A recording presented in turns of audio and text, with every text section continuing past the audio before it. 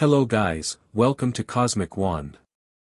So in this video, we will see what if Wednesday Addams was sorted into Slytherin and made Harry her Dark Prince. If you enjoy these kinds of stories, don't forget to show us some love by hitting the like button and subscribing to the channel. Your support means the world to us. Now, let's start the story. Chapter 1, The Sorting of Shadows. The Great Hall had seen many strange things in its 1,000-year history: a troll at Halloween, a ceiling that rained real lightning when the enchantment slipped, a defense professor with a second face growing out of the back of his skull, but it had never gone quite this silent, quite this fast, for a single girl standing on the dais with a stool beside her. She was pale in the way marble is pale, as if sunlight were something that happened to other people. Black hair fell past her shoulders in two tight braids, and she wore her new Hogwarts robes like a funeral shroud, which, to be fair, she found perfectly appropriate. Her eyes swept the four long house tables the way a surgeon surveys a body before the first incision. Not with malice. With interest. Professor McGonagall held the sorting hat at arm's length, as though she'd briefly forgotten what to do with it. She hadn't. She was simply recalibrating. The letter from Nevermore Academy had been descriptive.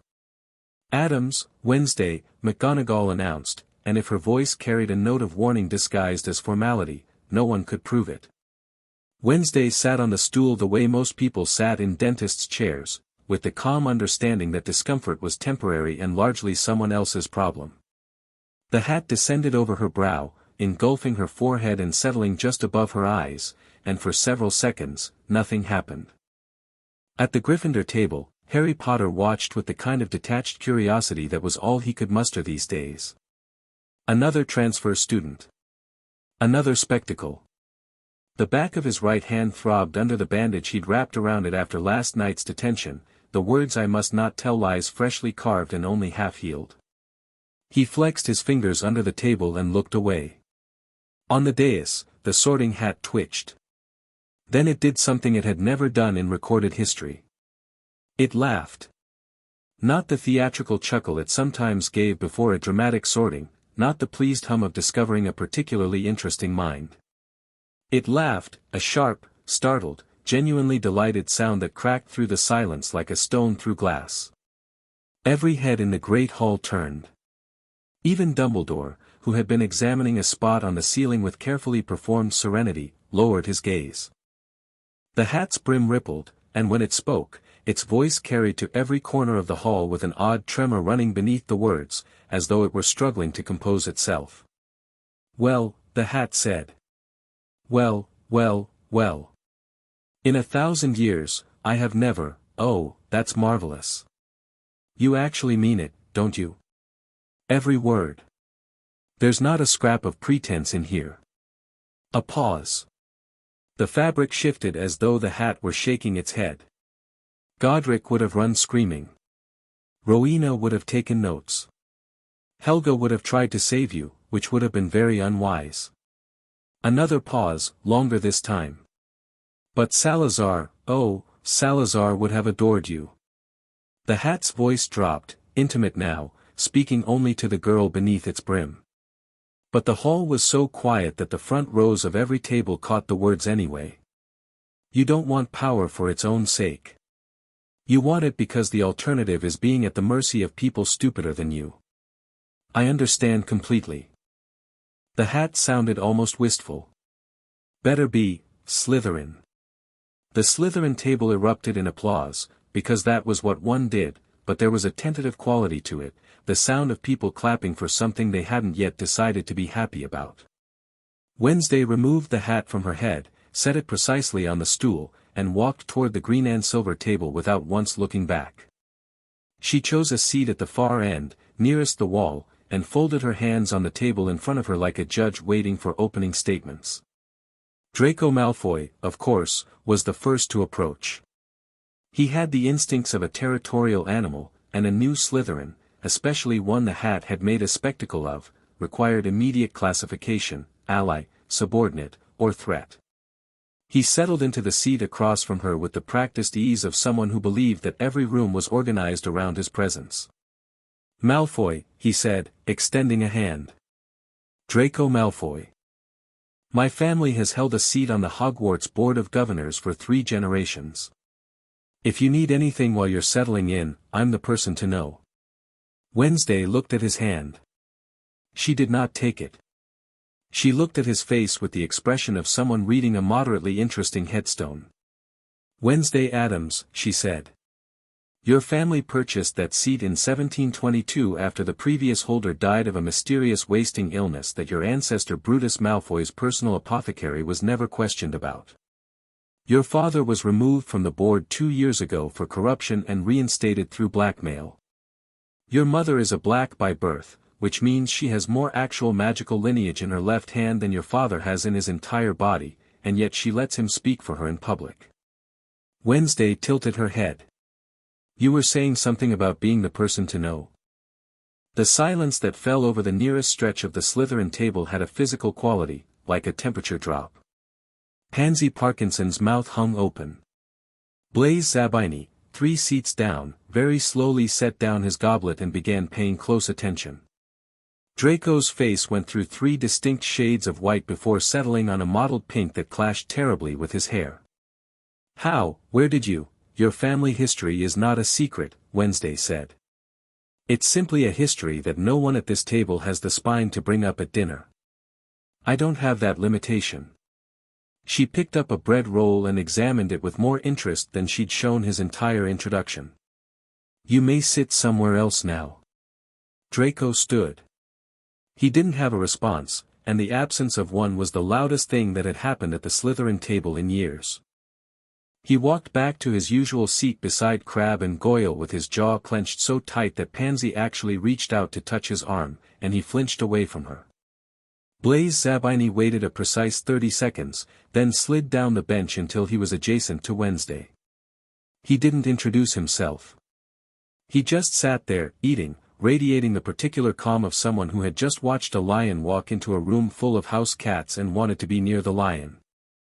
Wednesday ate in silence. She had already catalogued the important details. The staff table's seating arrangement told her who was allied with whom. The pink-clad woman with the wide, toadish smile, Umbridge, she'd been briefed, sat at Dumbledore's right hand, which meant the ministry's positioning was deliberately symbolic. Snape sat at the far end, removed from the cluster of authority, which meant he was either out of favor or preferred the vantage point. Probably both. And at the Gryffindor table, a boy with black hair and glasses was staring at his plate like it owed him money, his right hand hidden under the table, his shoulders carrying the particular hunch of someone who'd been recently hurt and was pretending otherwise. Wednesday filed this information. She took a second bread roll. The Slytherin common room was everything the guidebooks promised and the tour guides always understated, a long, low-ceilinged dungeon room carved from the living rock beneath the lake, its windows looking out into green-black water where shadows moved in ways that were probably fish but might not have been. Silver lanterns hung from chains, casting light that pooled rather than spread. The furniture was old, heavy, dark wood and leather that had been sat on by centuries of ambitious children. Wednesday approved. It looked like her grandmother's parlor, if her grandmother's parlor had been designed by someone with a modestly better understanding of feng shui and a modestly worse understanding of adequate heating. She found her trunk already placed beside a 4-poster bed in the 5th-year girls' dormitory, which she shared with Pansy Parkinson, Daphne Greengrass, Millicent Bulstrode, and Tracy Davis. Pansy was giving her a look that attempted to be withering but landed somewhere around constipated. Daphne was ignoring everyone with the practiced disinterest of old money. Millicent was reading. Tracy was the only one who made eye contact and offered a small, cautious nod, which Wednesday noted but did not return. She opened her trunk. Beneath the standard textbooks and robes, packed in a velvet-lined compartment that smelled faintly of grave dirt and her mother's perfume, was Thing. The disembodied hand flexed once, twice, then crawled up Wednesday's arm and settled on her shoulder like a flesh-colored parrot. Pansy saw it and made a sound like a teakettle. Daphne glanced over, blinked once, and returned to her business. Millicent looked up from her book, said, "Cool," and went back to reading. "You," Wednesday told Thing quietly, "are going to learn this castle. Every passage, every portrait, every moving staircase. Start with the 7th floor. I have reading to do. Thing tapped her collarbone twice, understood, and scuttled off the bed, across the floor, and out through a gap between the dormitory door and its frame that shouldn't have been wide enough for a hand to fit through but somehow was. Wednesday pulled the curtains around her bed, cast a privacy charm she'd learned at Nevermore, one that induced mild nausea in eavesdroppers, which she considered a public service, and opened the leather journal her mother had given her the night before departure.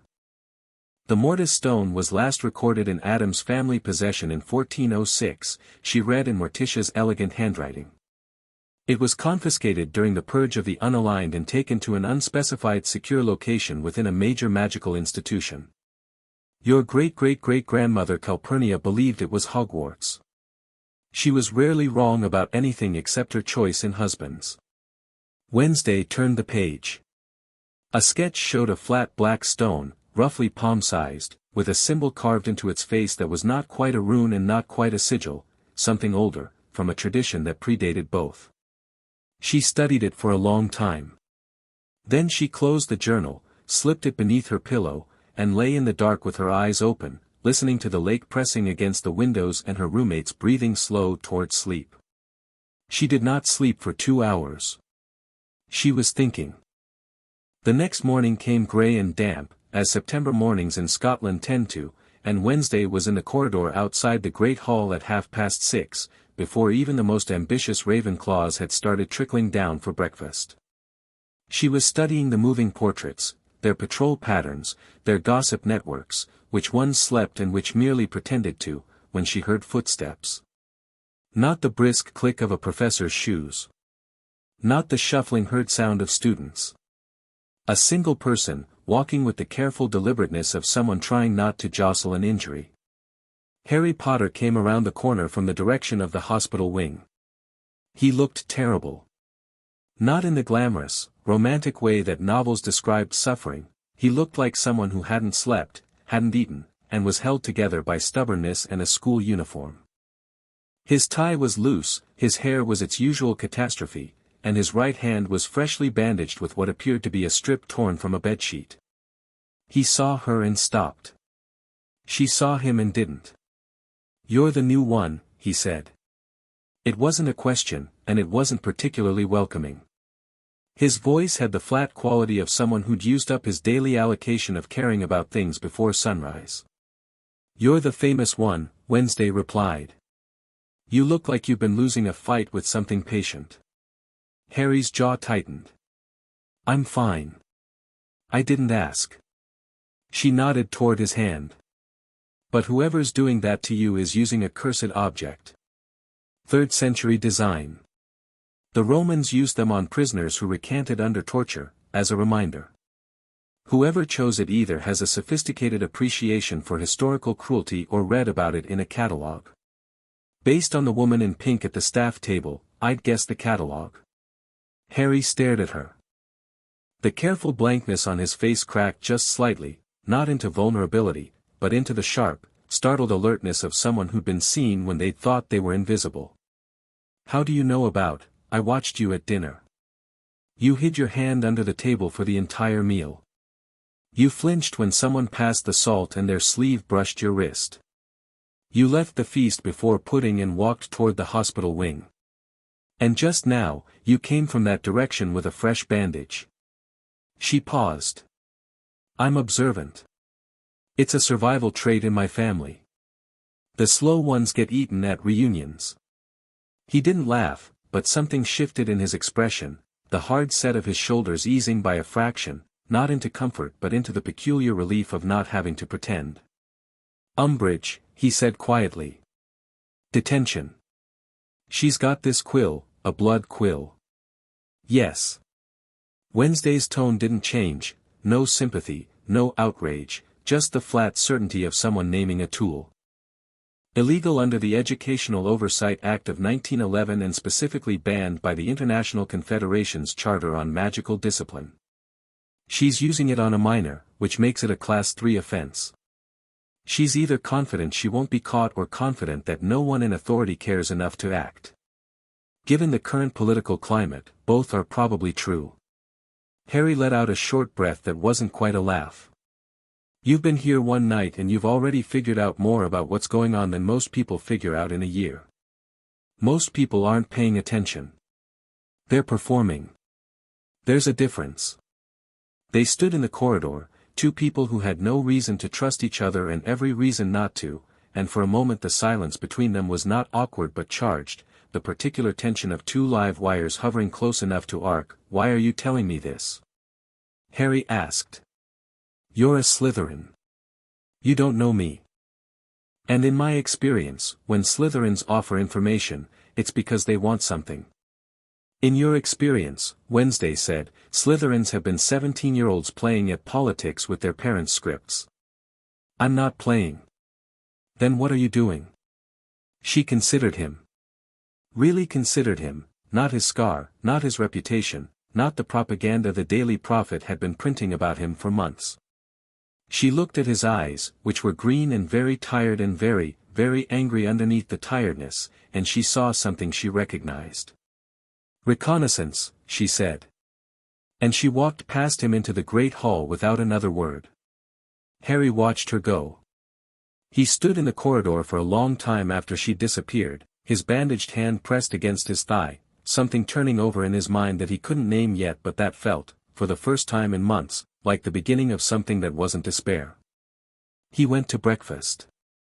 He sat between Ron and Hermione and ate toast and answered their questions about where he'd been with the usual deflections, and he did not mention the girl with the braids and the dead calm voice who'd identified a blood quill from across a dining hall and hadn't offered him a single ounce of pity. It was, he realized, the first conversation he'd had all term that hadn't made him feel smaller. Across the great hall, at the Slytherin table, Wednesday ate porridge and black coffee and ignored Pansy Parkinson's pointed attempts at intimidation, which were about as threatening as a kitten trying to establish dominance over a cobra. Blaise Zabini sat nearby again, still not speaking, still radiating his quiet attention.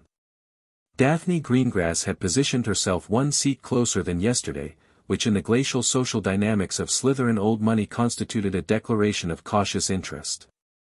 Thing had returned sometime before dawn and was currently hiding in Wednesday's book bag, tapping out a report in a modified sign language against the leather interior. 7th floor, one highly unusual room that appeared and disappeared. Multiple hidden passages, 3 of which led off the school grounds. One portrait of a very fat woman who sang in her sleep. Useful. All of it useful. The Morning Post arrived in the usual storm of owls. A large, midnight black eagle owl with amber eyes swept down and deposited a package in front of Wednesday, a long, rectangular box wrapped in black paper and tied with a ribbon that was also black but a slightly different shade of black, which in the Addams household constituted festive wrapping. She opened it. Inside, nestled in tissue paper, was a fountain pen made of bone, human bone, though only an Addams would know that by sight, and a note in her father's handwriting, Querida mia, your mother tells me you'll need this for your research. It writes in any ink, including blood, and the nib is indestructible. I tested it on your Uncle Fester's skull. He sends his love and asks that you not do anything he wouldn't do, which as you know leaves your options essentially unlimited. We love you. Burn something beautiful for us. Papa Wednesday allowed herself the ghost of a smile. It was there and gone so fast that Blaise, who was watching, wasn't entirely sure he'd seen it. The first class of the day was Defense Against the Dark Arts, which was held in a classroom that had been redecorated in shades of pink so aggressive that Wednesday suspected they constituted a form of psychological warfare. Professor Umbridge stood at the front in her matching cardigan, her wand tucked primly in her sleeve, her smile so wide and so fixed that it looked like it had been installed by a professional. Good morning, class, she said, in the high, sweet voice of someone who had learned to weaponize pleasantness. Wands away, please. Today we'll continue our theoretical study of defensive magical principles. Please turn to Chapter 3 of your textbooks. Wednesday did not open her textbook. She sat in the third row, she'd chosen the seat deliberately, close enough to observe, far enough to avoid appearing confrontational, and placed a different book on her desk instead. It was old, leather-bound, and had a title embossed in silver that read Principia Obscura, a practical philosophy of defensive magic, by Grandmama Frump. The classroom was mixed, Slytherins and Gryffindors, which meant Harry was 3 rows behind her and to the left. She could feel his attention without turning around. She could also feel Hermione Granger's, which was more analytical and slightly more dangerous. It took Umbridge approximately 4 minutes to notice. She navigated the aisles with her clipboard, checking compliance, and when she reached Wednesday's desk, she stopped. "Miss Addams." The sweetness could have curdled milk. "I don't believe that's the approved textbook." "It isn't," Wednesday agreed. The approved textbook contains 7 factual errors in the first chapter alone, including the claim that shield charms are the foundation of all defensive magic, which ignores 2,000 years of ward-based defense, evasive spellwork, and preemptive neutralization. This text is more accurate. A murmur ran through the classroom. Umbridge's smile didn't waver, but something behind her eyes constricted, the way a snake's pupils narrow before it strikes. "The Ministry of Magic has approved the curriculum, dear. I'm sure your previous school had different standards. But at Hogwarts, we follow the guidelines set by the Educational Decree No. 24 prohibits student organizations not approved by the High Inquisitor," Wednesday said calmly. "It says nothing about supplementary reading materials. Decree 26 restricts teachers from discussing topics outside the approved curriculum, but applies to instructors, not students. And Decree 22, which established your position, explicitly states that the High Inquisitor's authority extends to matters of pedagogical practice and institutional conduct, neither of which covers what book a student has open on her desk." She paused. "I read the decrees. All of them. This morning. They're surprisingly poorly drafted." Dead silence. Then, from the back of the room, a sound that might have been a laugh, quickly smothered, from the direction of the Gryffindor seats. Umbridge's fingers tightened on her clipboard. The smile remained, but it had become a different animal now, not a mask of pleasantness but a baring of teeth. "How very thorough of you, Miss Addams. We'll discuss this further. In detention. Tonight. My office. 8 o'clock. "I look forward to it," Wednesday said, and something in her tone, flat, certain, almost eager, made Umbridge hesitate for just a fraction of a second before moving on. It was a small hesitation. But Harry saw it from across the room, and it landed in his chest like a spark. The rest of the class passed in the stifling tedium Umbridge cultivated like a greenhouse flower. Students read silently. No wands were raised.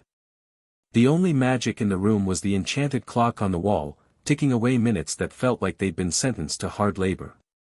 When the bell rang, the classroom emptied in the usual scramble. Wednesday gathered her things without hurry. In the corridor outside, she found Hermione Granger waiting, which she'd expected, and Harry Potter lingering nearby, pretending to retie his shoe, which she'd also expected. "That was incredibly reckless," Hermione said, falling into step beside Wednesday with the particular urgency of someone who disapproved of something and was magnetically compelled to discuss it. "Umbridge isn't someone you want to. I know exactly what she is," Wednesday said.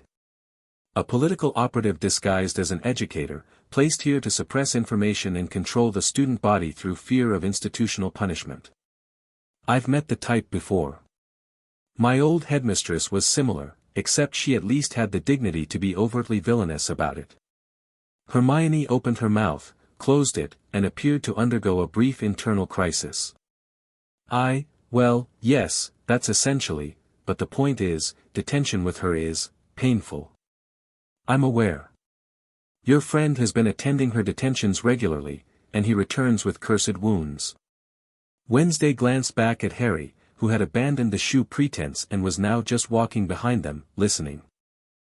"I don't intend to bleed for her entertainment. But I do intend to see exactly what she does behind a closed door with a student and no witnesses. Intelligence requires proximity. You're going to let her use the blood quill on you?" Harry said, his voice tight. "I'm going to let her try," Wednesday corrected. There's a meaningful difference. She turned a corner and was gone, braids swinging, footsteps precise and unhurried on the stone floor.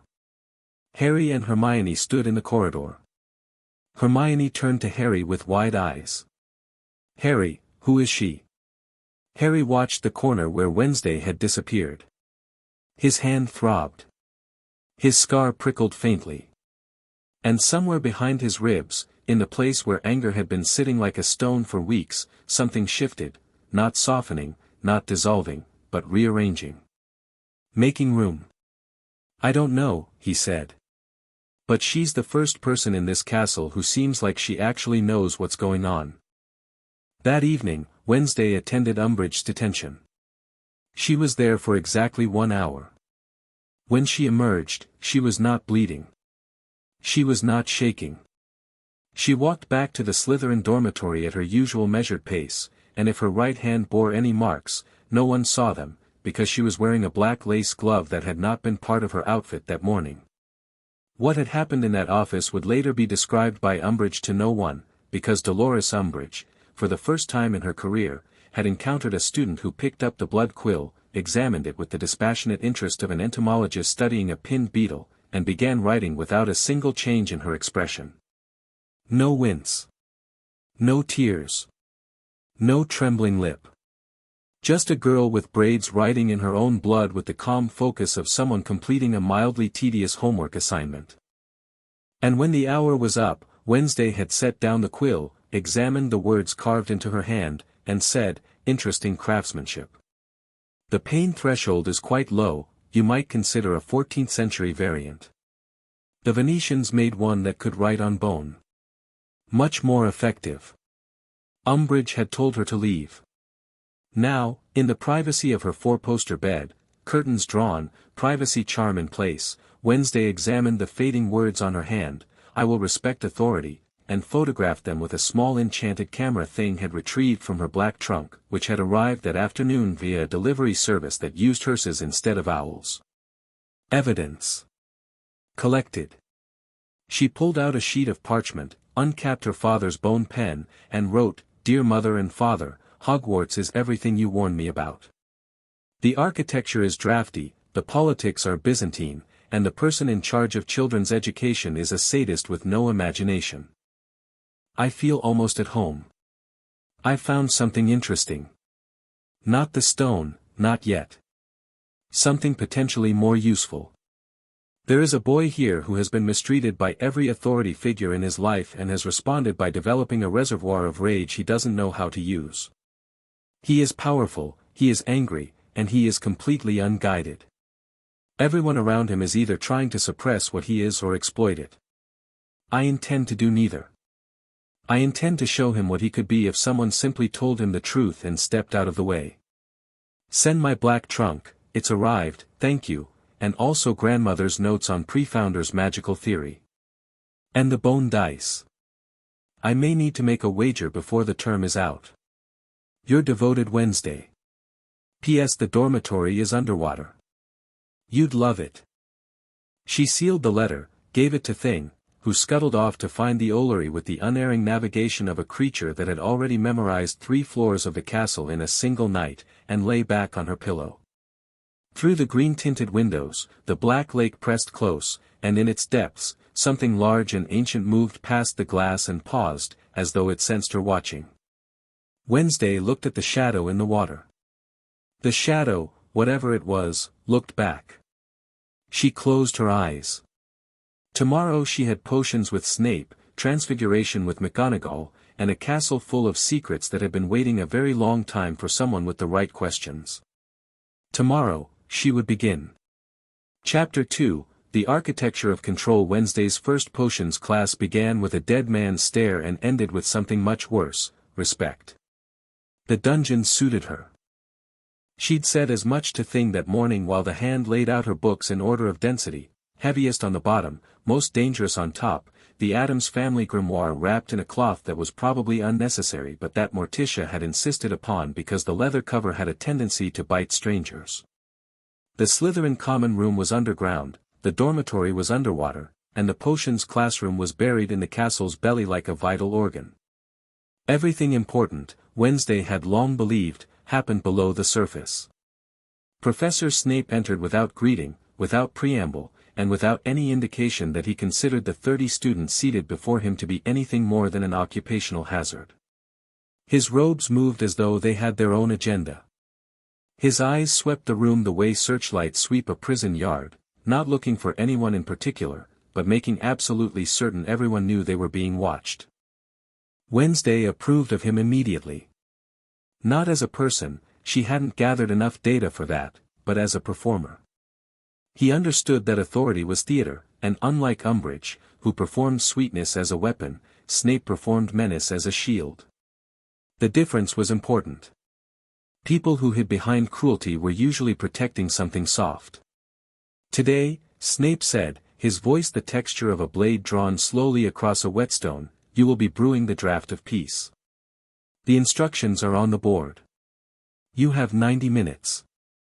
I expect competence. I will be disappointed.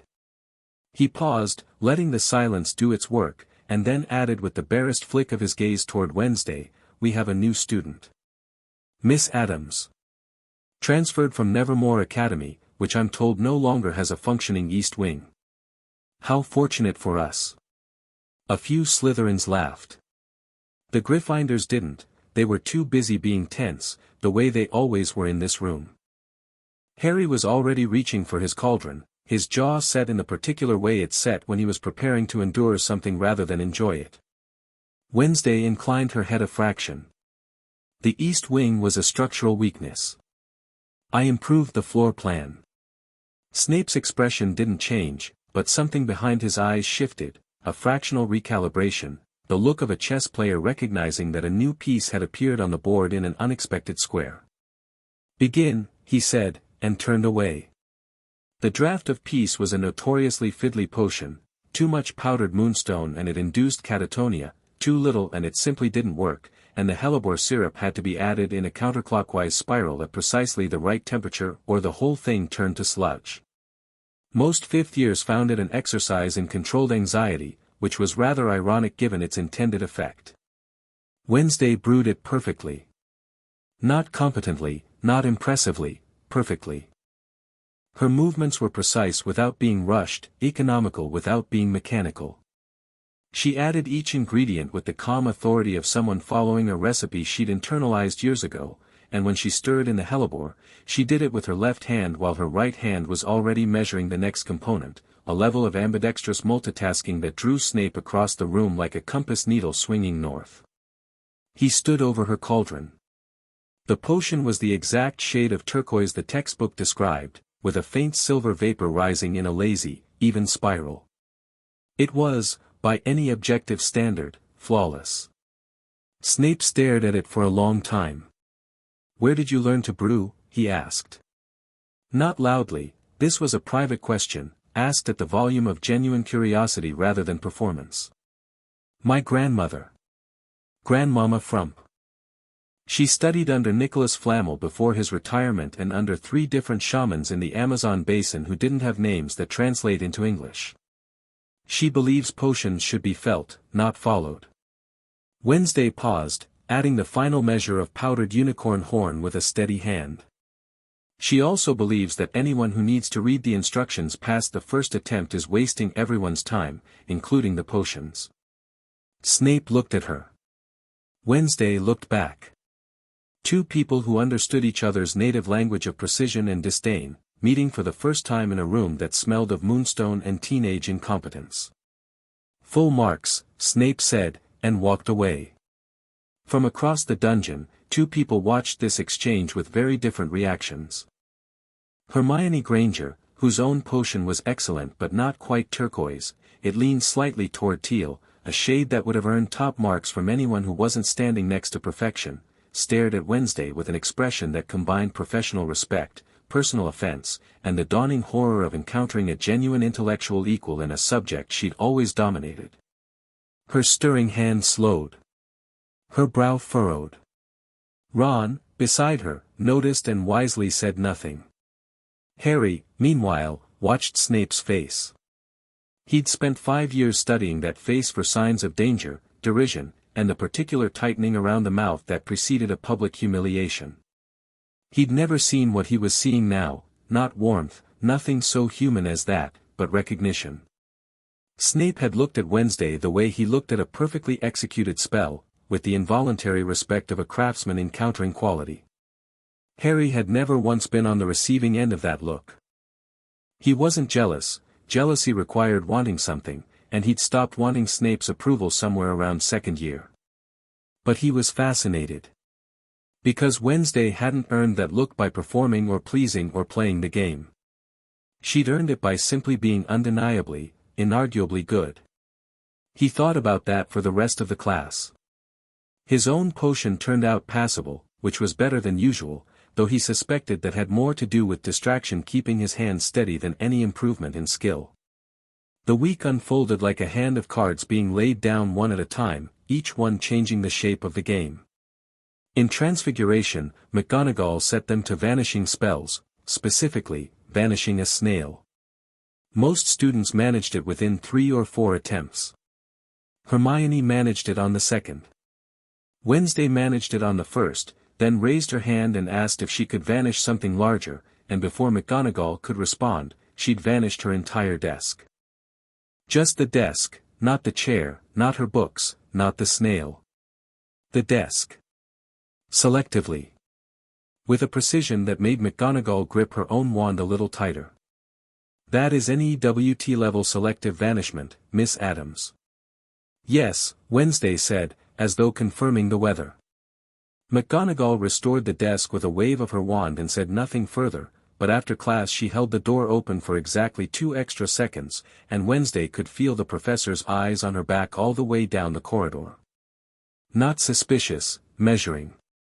McGonagall was trying to determine the ceiling, and she wasn't sure she'd found it yet.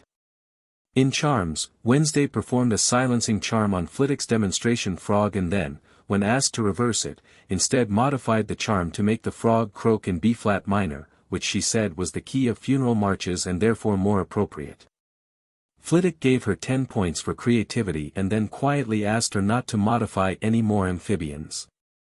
In History of Magic, she read ahead by 3 chapters, corrected bins on 2 dates, he didn't notice, being dead and largely indifferent to factual accuracy, and used the remaining time to map the castle's internal ward structure using a technique she'd found in her grandmother's notes.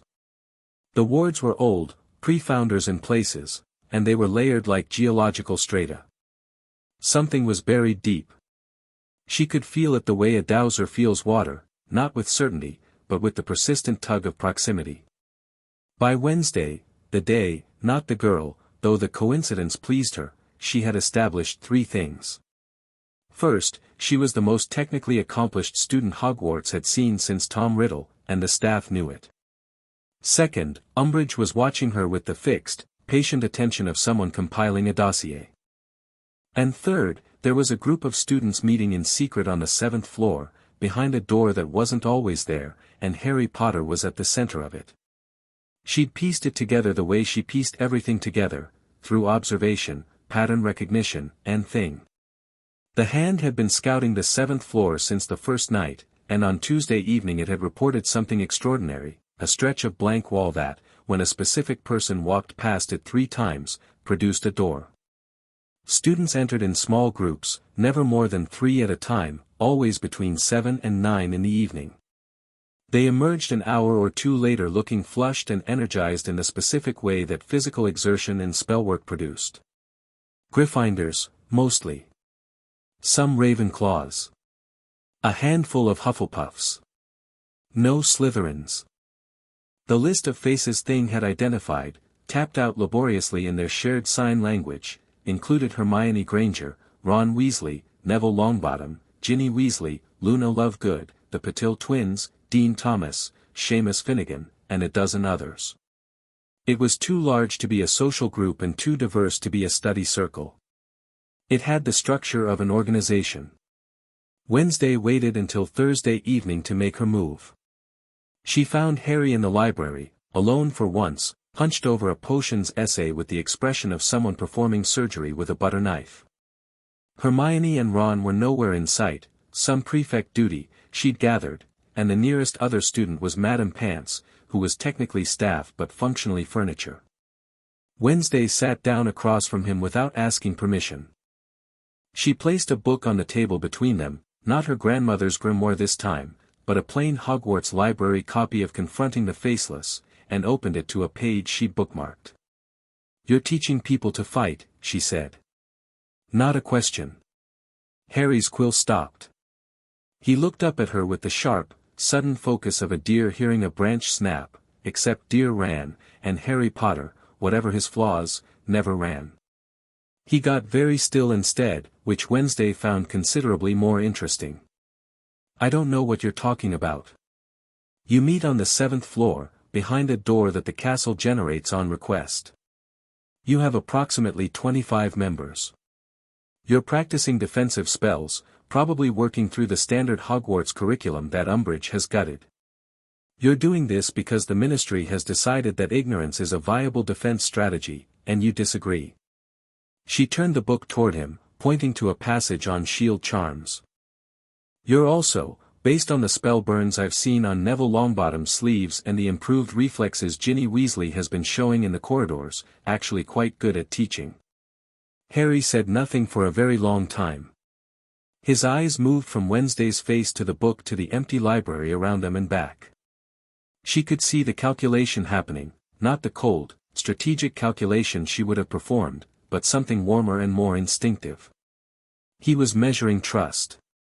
Deciding whether she was a threat, an opportunity, or a trap. "If you know about it," he said finally, his voice low, "then other people could know about it." "Umbridge could, Umbridge doesn't know. She suspects, which is different. She doesn't have thing."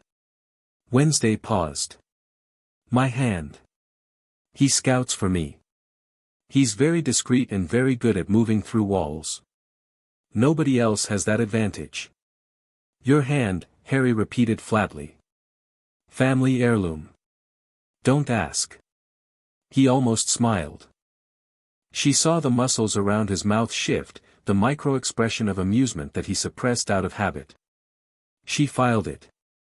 Every reaction was data. Every data point was leverage. But, and this was the part she was still calibrating, leverage wasn't the only reason she was cataloging Harry Potter's almost smiles. There was something else. Something inconvenient. She set it aside for later analysis. "What do you want, Wednesday?" It was the first time he'd used her name. She noted that too. "I want to help," she said. "Not out of altruism.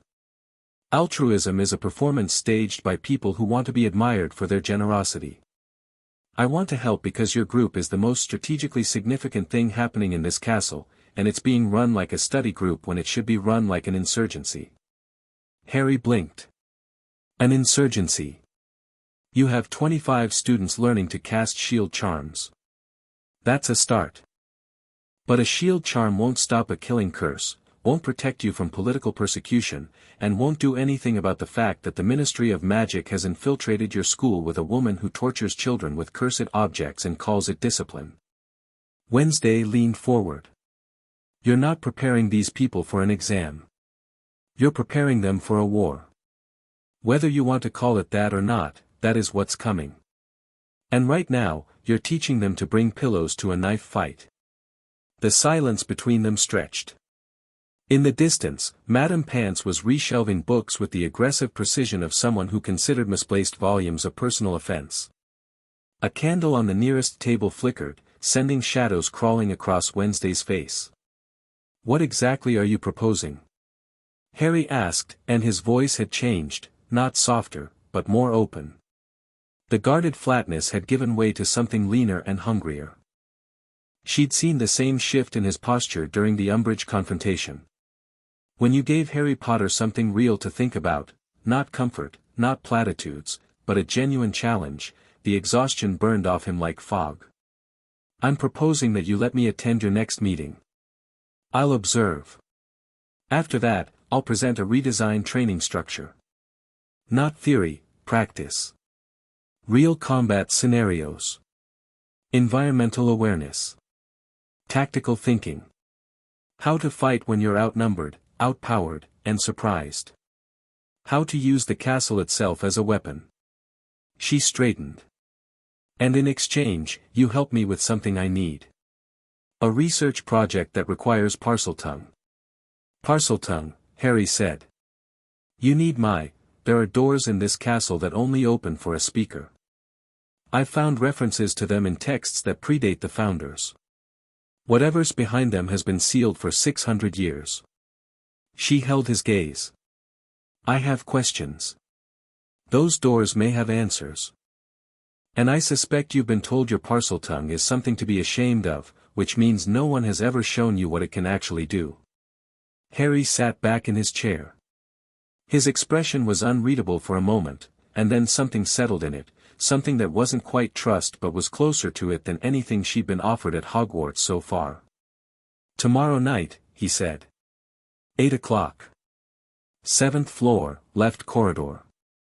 Walk past the tapestry of Barnabas the Barmy 3 times while thinking about what you need. I know how the room works, Wednesday said. Thing figured it out on Tuesday. Harry stared at her. You're impossible. I prefer thorough.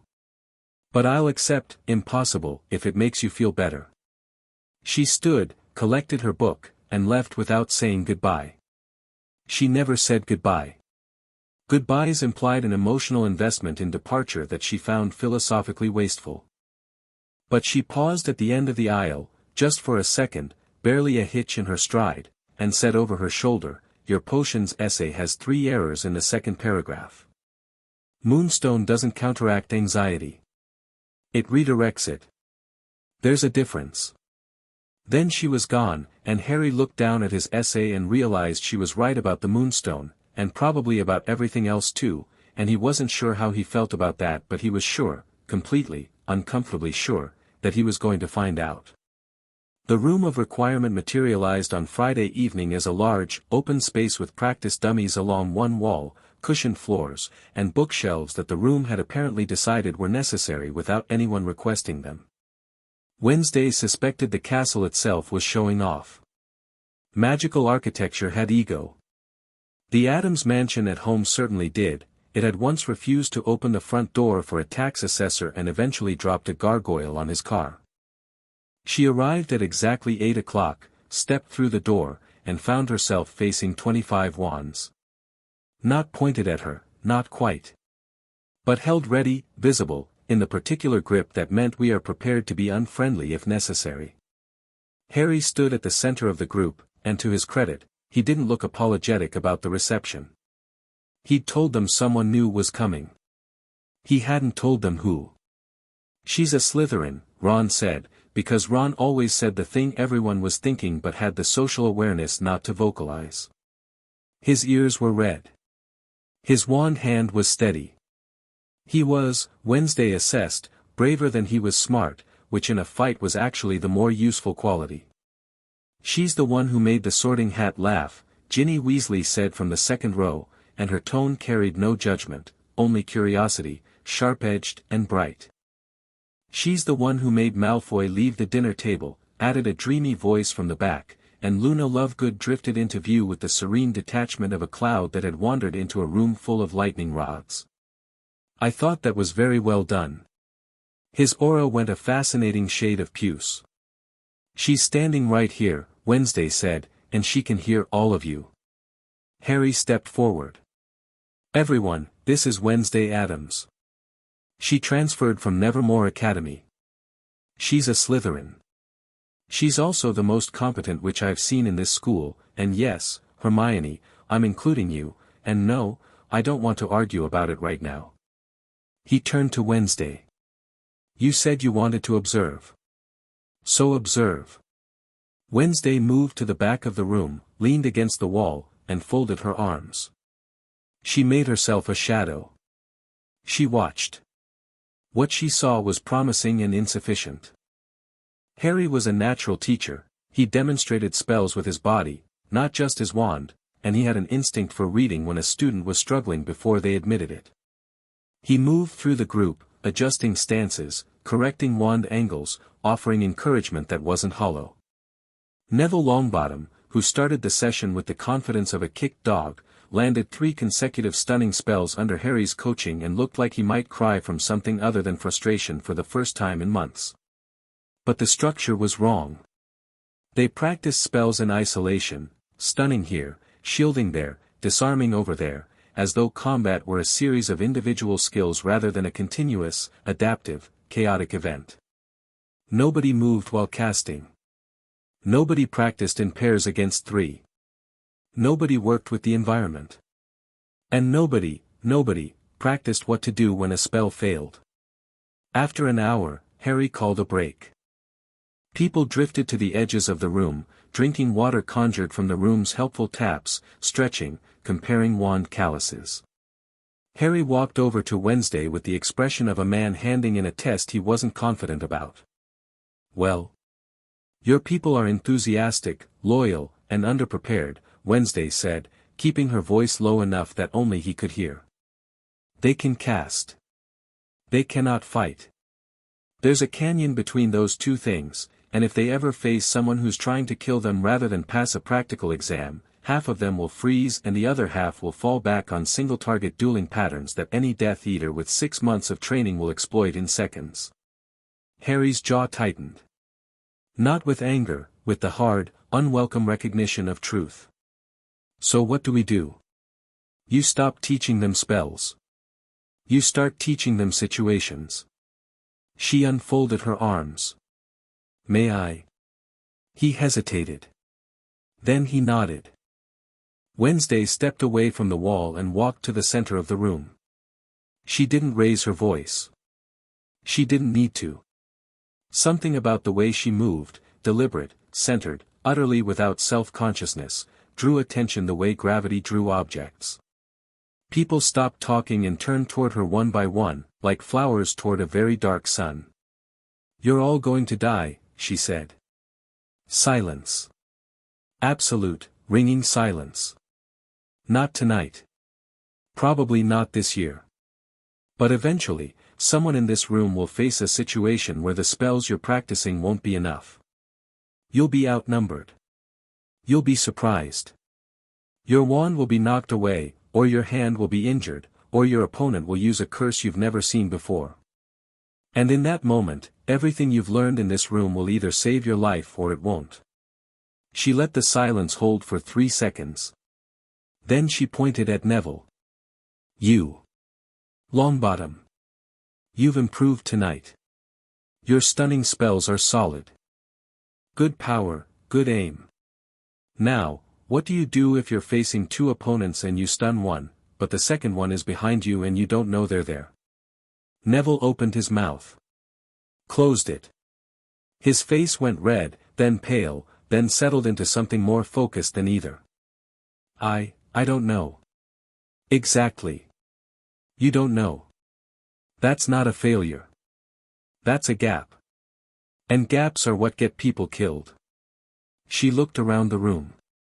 "How many of you can cast while moving? Not standing still. Moving.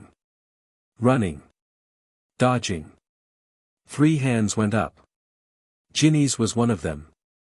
Wednesday noted this. "How many of you have practiced casting with your offhand?" 1 hand. It was Luna's, and she looked mildly surprised that the question needed asking.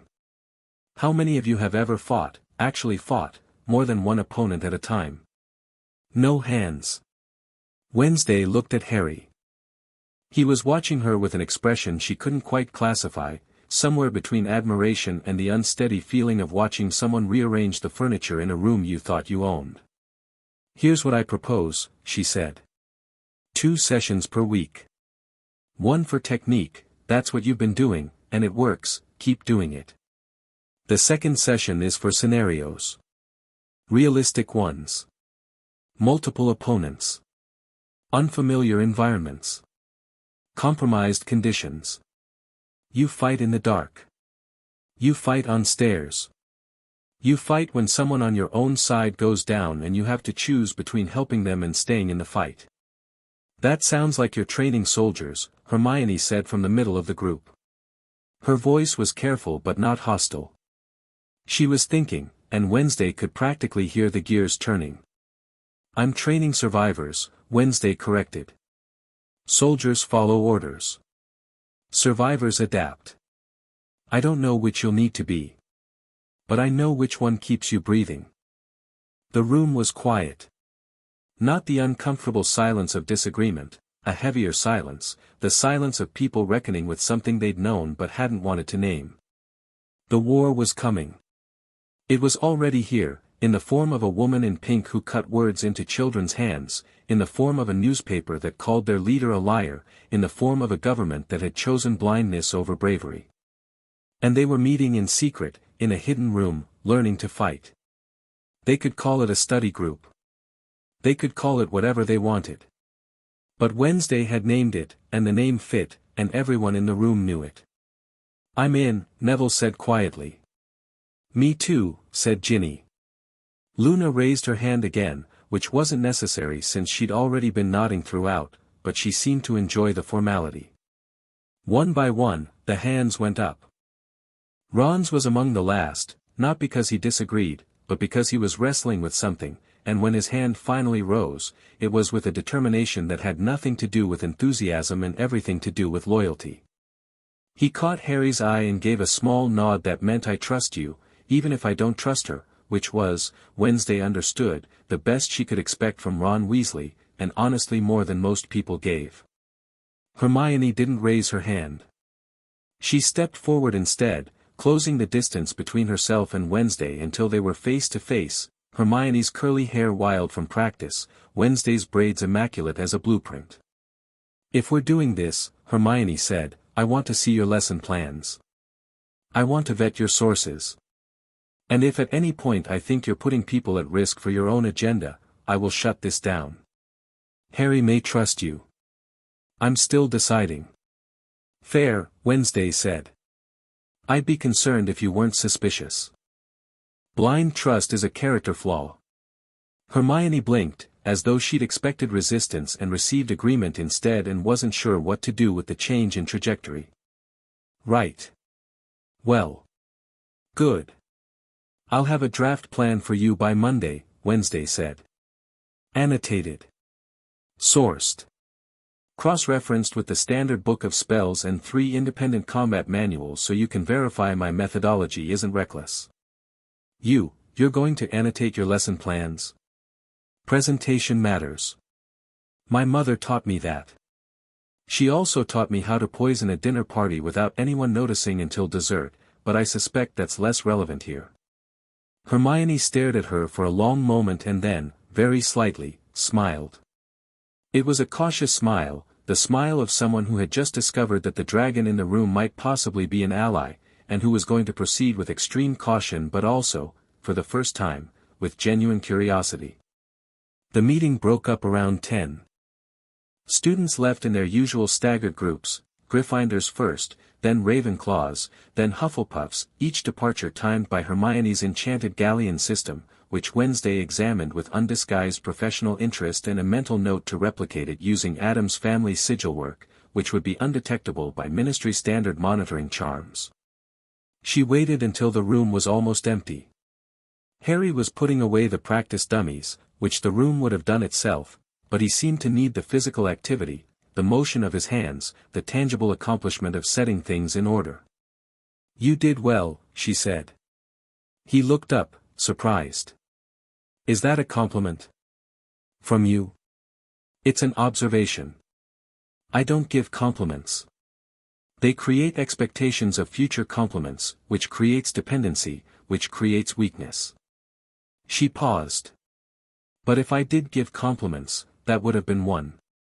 Harry set down the last dummy and turned to face her fully. In the room's warm light, with the fading energy of the session still hanging in the air, he looked different than he had that first morning outside the Great Hall. The exhaustion was still there, it had taken up permanent residence behind his eyes, but under it was something new. Engagement. Purpose. The look of someone who'd been swimming against a current and had just felt it shift. "This Parseltongue thing," he said. "The doors you mentioned. When do you want to start?" "Tomorrow night. After dinner." I've identified a passage in the lower dungeons, that thing found behind a wall that responds to serpentine commands. It's been sealed for centuries. She met his eyes. You should know that what I'm looking for is a family artifact. It was taken from the Addams line during a political purge in the 15th century. I believe Hogwarts is where it was hidden. And you're telling me this because you asked me what I wanted, and I told you, and I'm not going to pretend my motives are simpler than they are.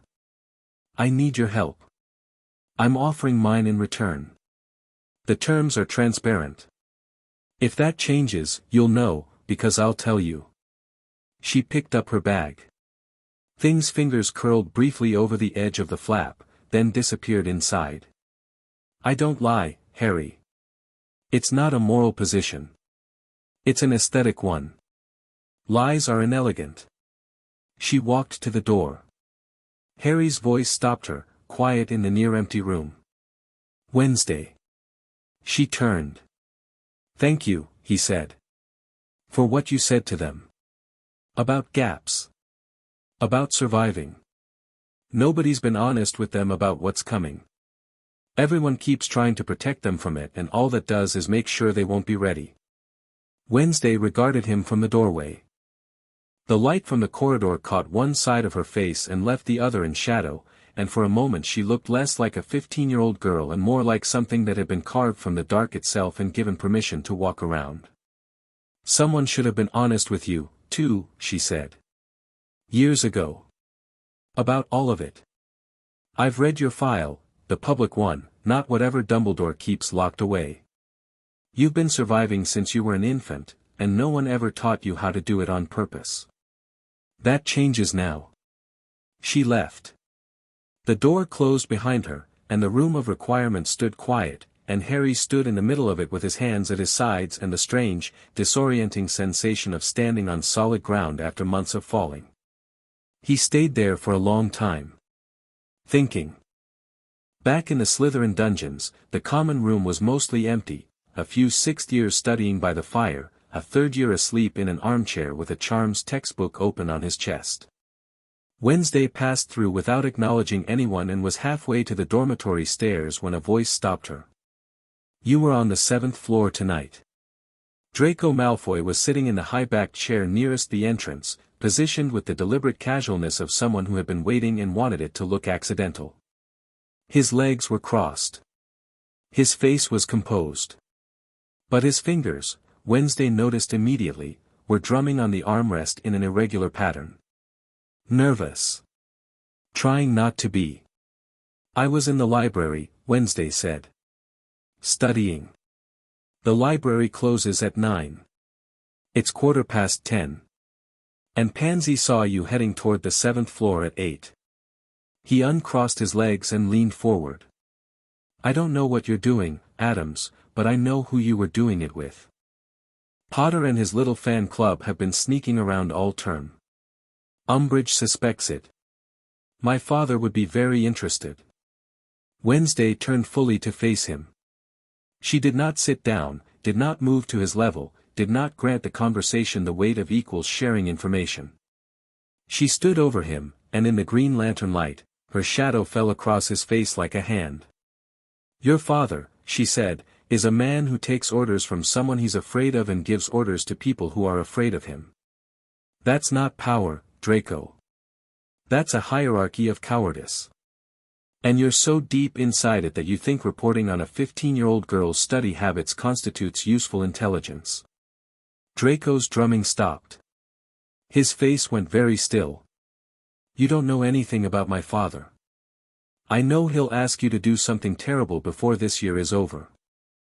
I know you'll do it, because you've been trained to obey, and the training goes deep, deeper than your pride, deeper than your intelligence, and you do have intelligence, which is what makes this sad rather than simply pathetic.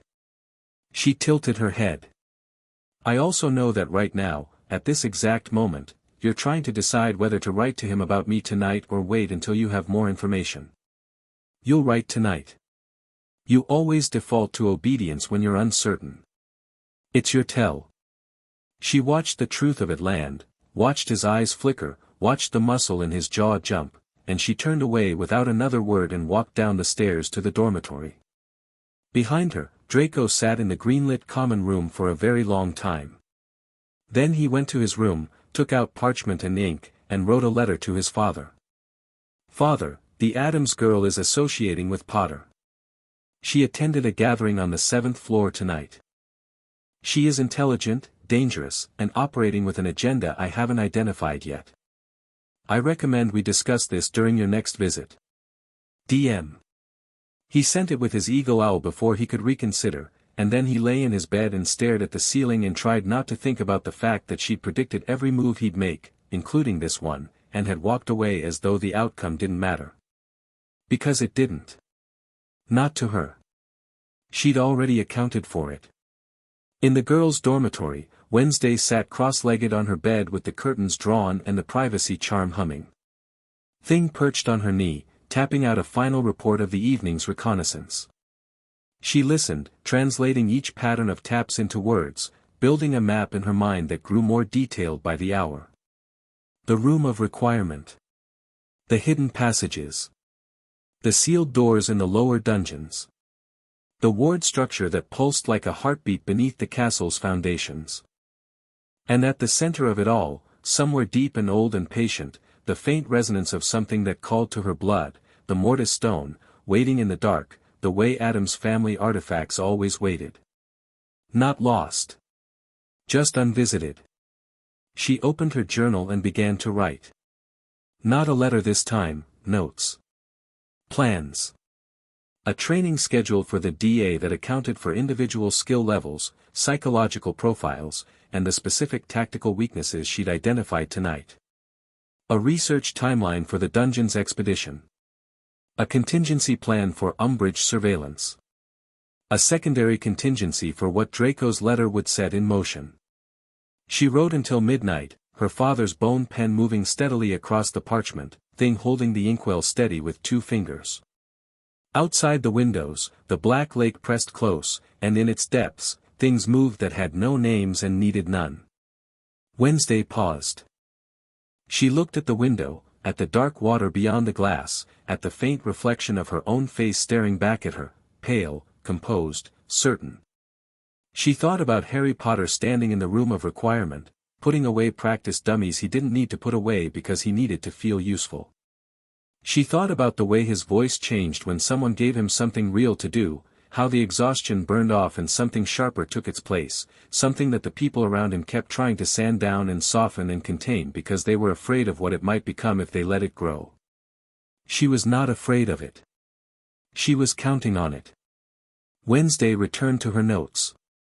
The plan was taking shape, and it was good, and tomorrow night the dungeons would open, and the castle would begin to give up its secrets, and the boy with the scar and the snake tongue would walk beside her into the dark.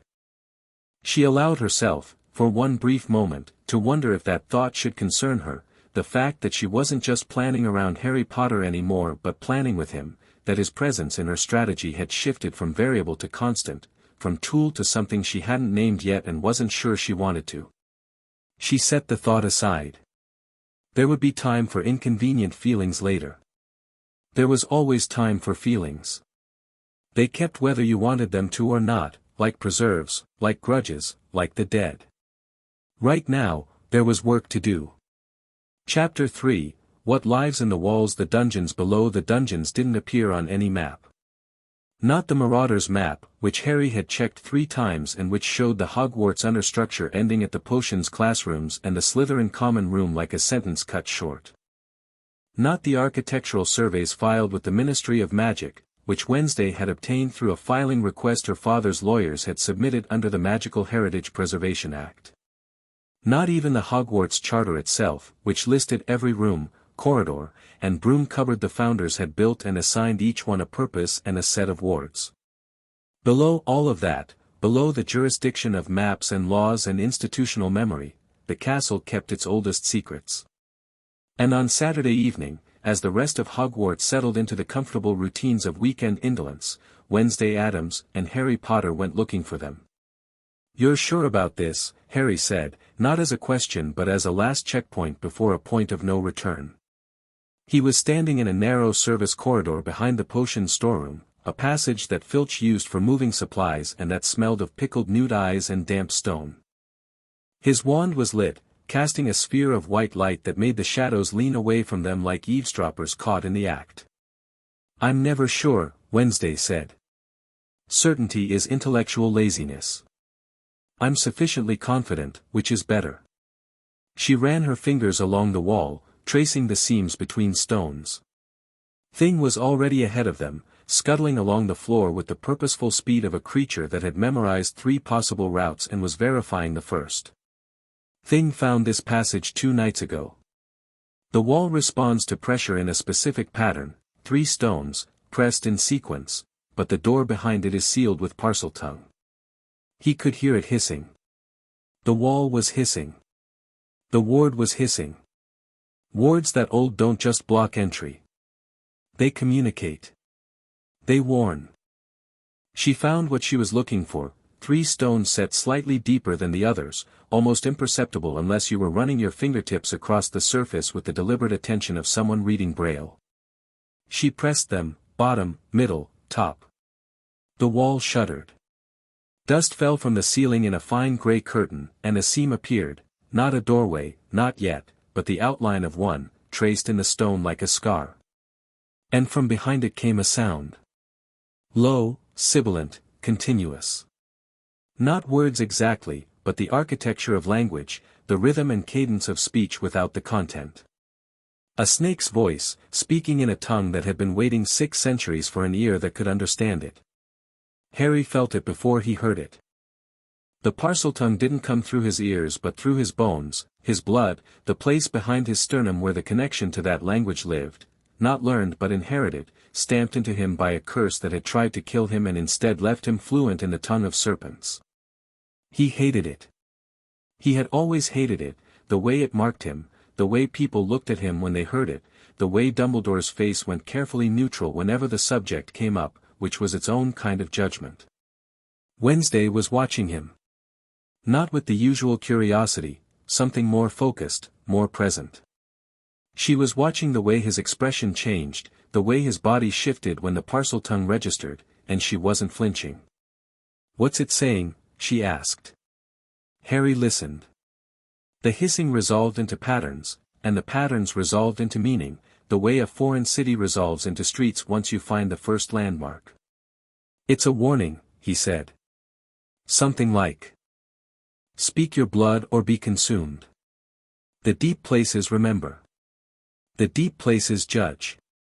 He paused. "Cheerful. I like it already," Wednesday said, and she meant it. "Can you open it?" Harry stepped forward and placed his palm flat on the seam in the wall. The stone was cold, not the passive cold of underground rock but an active cold, the cold of something that was paying attention. He opened his mouth and spoke, and the sound that came out wasn't English, wasn't any human language, but something older and lower that crawled along the floor like smoke. "Open." The wall didn't open. The hissing intensified, rising in pitch, and Harry felt a pressure against his hand, not physical but magical, a ward pushing back, testing him like a tongue testing a tooth. "I am a speaker," he said, and the parseltongue felt strange in his throat tonight, thicker and more textured than usual, as though the language itself was adapting to the age of the ward it was addressing. "I come to pass. Let me through." The pressure increased. Then it changed, from resistance to inquiry. The ward wasn't blocking him. It was asking a question. "Who walks with you?" the wall hissed. "The deep places are not for the uninvited." Harry glanced at Wednesday. She stood behind him with her arms at her sides, her face unreadable, Thing perched on her shoulder like a sentinel. She couldn't hear the ward's words, but she could read the situation, the delay, the back and forth, the negotiation happening in a language she didn't speak. "It wants to know who you are," Harry said. "It's asking about you specifically. It can sense there's someone with me who isn't a speaker." Wednesday considered this for exactly 2 seconds. Then she stepped forward, placed her hand on the wall beside Harry's, and said, "My name is Wednesday Addams. Daughter of Gomez and Morticia. Granddaughter of Hester Frump and Eudora Addams." I descend from a line that was here before the founders built their school on top of our work. I am not uninvited. I am overdue. She said it in English. The ward shouldn't have understood her. Parseltongue wards responded to Parseltongue, that was the entire point, the security model, the 600-year-old lock that required a 600-year-old key. But the wall went silent. The hissing stopped. And the seam split open like a wound, and beyond it was a staircase descending into a darkness so complete that Harry's Lumos spell seemed to dissolve at the threshold, swallowed whole. Harry stared at the open passage. Then he stared at Wednesday. How did you? The ward wasn't protecting against intruders, she said, already moving toward the stairs. It was protecting against strangers. It recognized the bloodline. The Addams family helped build these wards. We were here before Slytherin carved his chamber. Before Gryffindor laid the first stone. She paused at the top of the staircase and looked back at him. In the fading light of his wand, her face was all angles and shadows. Are you coming? He came. Of course he came. He was Harry Potter, and whatever else that meant, prophecy, politics, scars both visible and invisible, it meant he walked into dark places when every instinct told him not to. Wednesday knew this about him. She was counting on it. She was also, increasingly, something other than counting on it. She was glad of it, which was a sensation she found deeply suspicious and chose not to examine at present. The staircase was narrow and spiraled counterclockwise, carved from the living rock with a roughness that suggested tools older than wands, chisels, maybe, or magic shaped by hand and will rather than incantation. The air changed as they descended, colder, denser, tasting of minerals and time. Harry's wand light reached perhaps 5 feet ahead before the darkness ate it. Thing had climbed to the top of Wednesday's head, an absurd perch that she tolerated because it gave the hand the best vantage point, and was tapping nervous rhythms against her skull. How deep does this go? Harry asked. His voice echoed strangely, the sound seeming to travel downward faster than it traveled up, as though the staircase were funneling everything toward whatever waited at the bottom. I don't know. The family records mention subfoundational chambers, but the descriptions are poetic. Great-grandmother Calpurnia called them the rooms where the castle dreams. She was a romantic. It was her only flaw. They descended for what felt like 10 minutes but might have been 5 or 20, time did strange things underground, especially in magical spaces, especially in spaces this old. The walls began to change. The rough-hewn stone gave way to something smoother, darker, almost organic in its curves, as though the passage had been grown rather than built. And on the walls, barely visible in the wand light, were carvings. Harry stopped.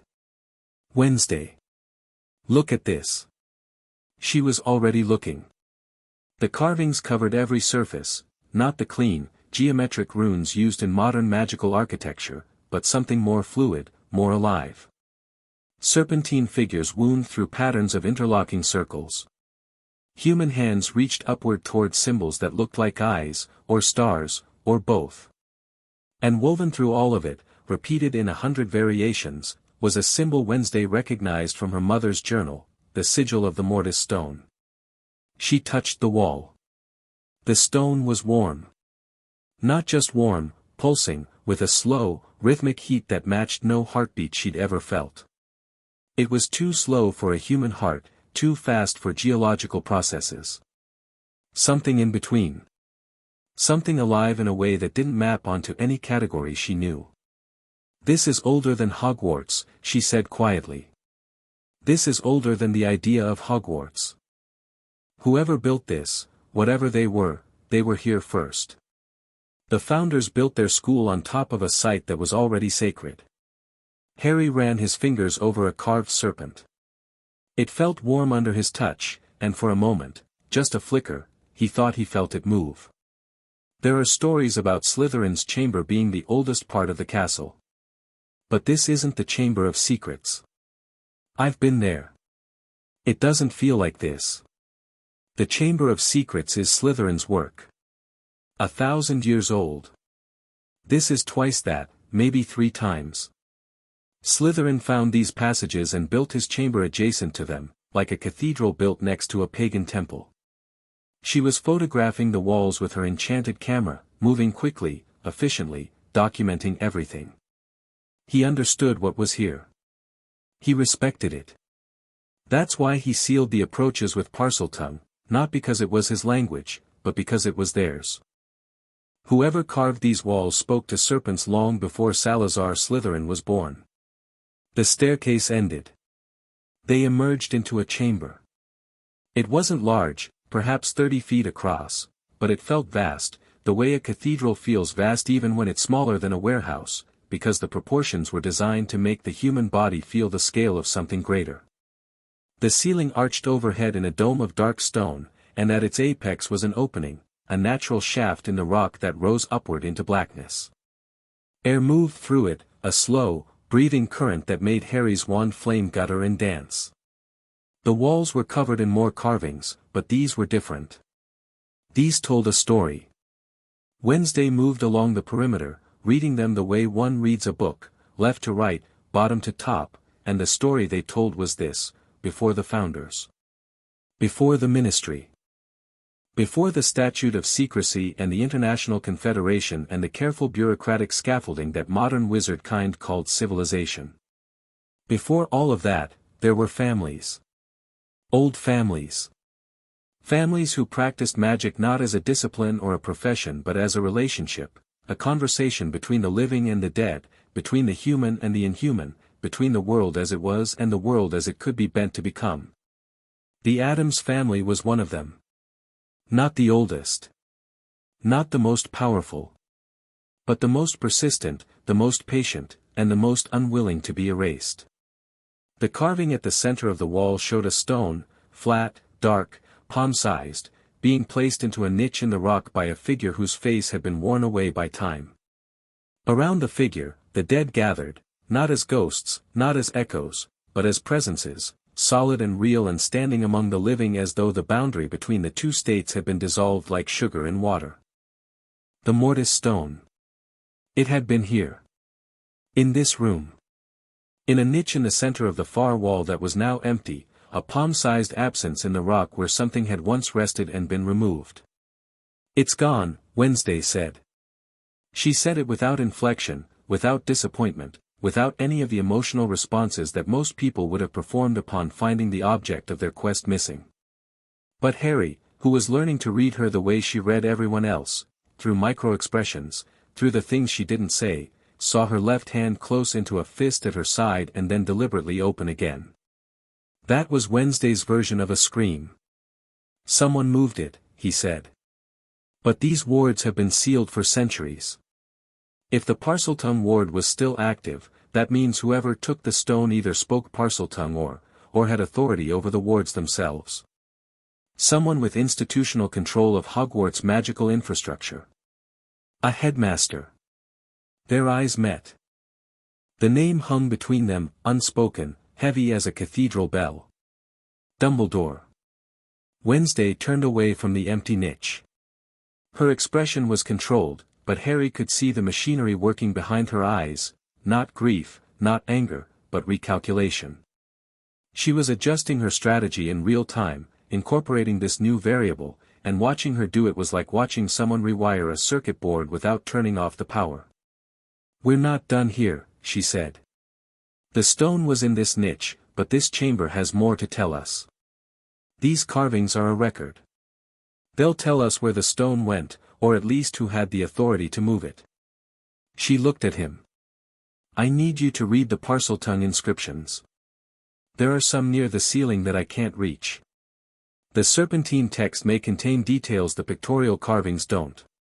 Harry pointed his wand upward, intensifying the lumos, and searched the upper walls. She was right, near the dome's apex, where the carvings transitioned from images to text, lines of Parseltongue script wound around the chamber in a continuous spiral. He read aloud, translating as he went, and Wednesday wrote down every word in her journal with the bone pen, thing holding the pages flat against the faint underground wind. The text was fragmentary, damaged by time, interrupted by cracks in the stone, but the pieces Harry could read told a story of removal. The stone had been taken during what the text called the Severing, a period when the old families were forced to surrender their artifacts to a new governing body. The Parseltongue text named no names that survived into modern usage, but it described the person who took the stone as one who speaks for the light and carries the key to all doors. It described the stone's new location as above the Serpent's Hall, below the Eagle's Perch, behind the Wall of Names. Wednesday stopped writing. Above the Serpent's Hall, that's the dungeons, Slytherin territory. Below the Eagle's Perch, Ravenclaw Tower. Behind the Wall of Names. She closed the journal. The trophy room. It's on the 3rd floor, directly above the dungeon level and below Ravenclaw Tower. And it's full of names, every plaque, every award, every engraved cup. You think the stone is hidden in the trophy room? I think the stone was hidden near the trophy room. Behind a wall. In a space that doesn't appear on any map because it was sealed by someone with institutional authority. Her eyes were bright in the wandlight, not excited, exactly, but alive in a way he hadn't seen before, a predatory focus that turned her stillness into something kinetic. We'll need to search that area. But not tonight. Tonight we've already pushed our luck. She was right, and Harry knew it. They'd been underground for over an hour. Curfew was approaching. And the chamber, for all its ancient stillness, was beginning to feel less like a library and more like a place that was aware of their presence and had not yet decided what to do about it. They turned to leave. Harry was 3 steps up the staircase when the chamber changed. The warmth in the walls intensified, not gradually but all at once, a wave of heat that pressed against their skin like a living thing. The carvings on the walls began to glow, faintly at first and then brighter, the serpentine figures moving in their grooves like real snakes waking from hibernation. The air shaft in the dome overhead made a sound, a low, resonant hum, the kind of sound a bell makes after the strike, the kind of sound that lives in the bones. And from the empty niche where the mortis stone had once rested, something emerged. Not a creature. Not a ghost. A shape, humanoid, translucent, composed of the same dark stone as the walls but animated, moving, turning its faceless head toward the 2 figures on the staircase with the slow deliberation of something that had been asleep for a very long time and was not happy about being woken. Guardian, Wednesday breathed. The shape raised its arms. The carvings on the walls flared, and the serpentine figures slithered free of the stone, not real snakes but stone ones, animated by a magic so old that it felt less like enchantment and more like instinct. They moved across the floor toward Harry and Wednesday with a dry, grinding sound, and the guardian at the center of it all opened what might have been a mouth and spoke in a voice like grinding tectonic plates. The words were Parseltongue, and they were not a greeting. Thieves. Desecrators. You have read the sacred text. You have breathed the sacred air.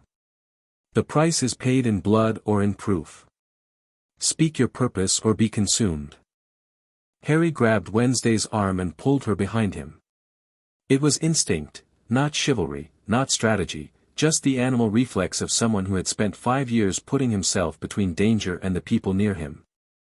Wednesday allowed it for approximately 1 second before stepping to his side, because she did not stand behind anyone, ever, and this was not the time to start.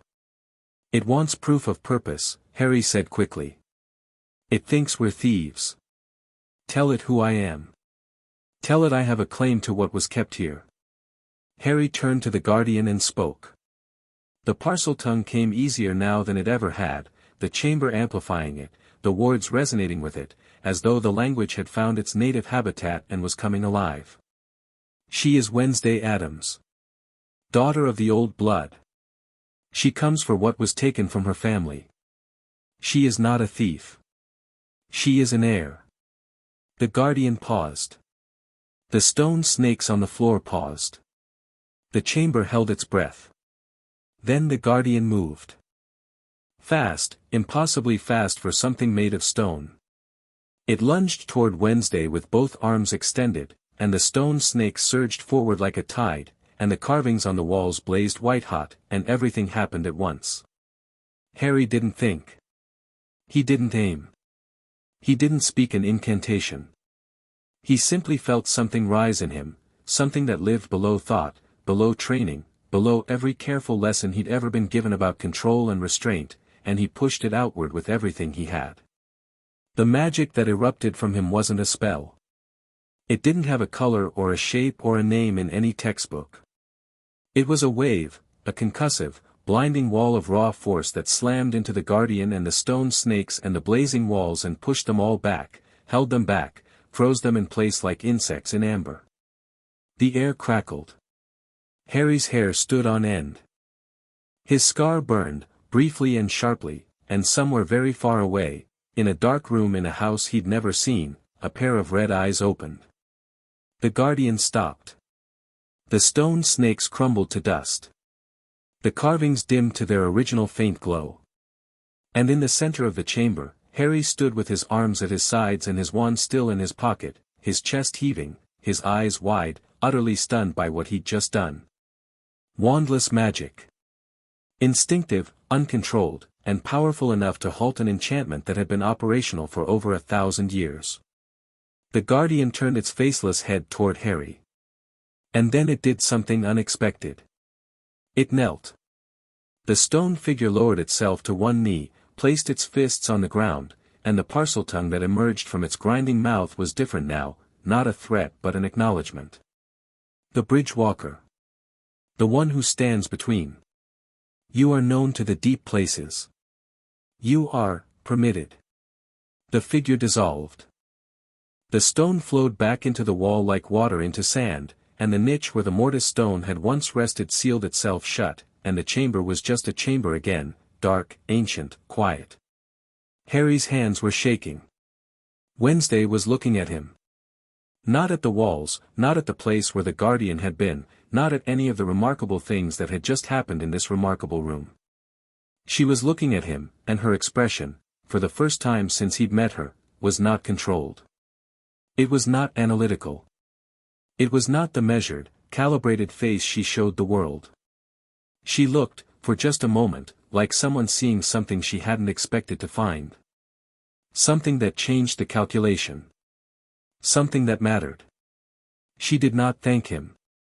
She did not exclaim or gasp or grab his arm. She stood very still, and she looked at him, and her dark eyes held his, and in the silence of the ancient chamber a current passed between them that was not magic and not logic and not strategy. It was recognition. The bone-deep, wordless recognition of one dangerous thing encountering another and understanding, for the first time, that it was not alone. Then the moment passed, and Wednesday was Wednesday again, composed, precise, impenetrable. You did wandless magic, she said.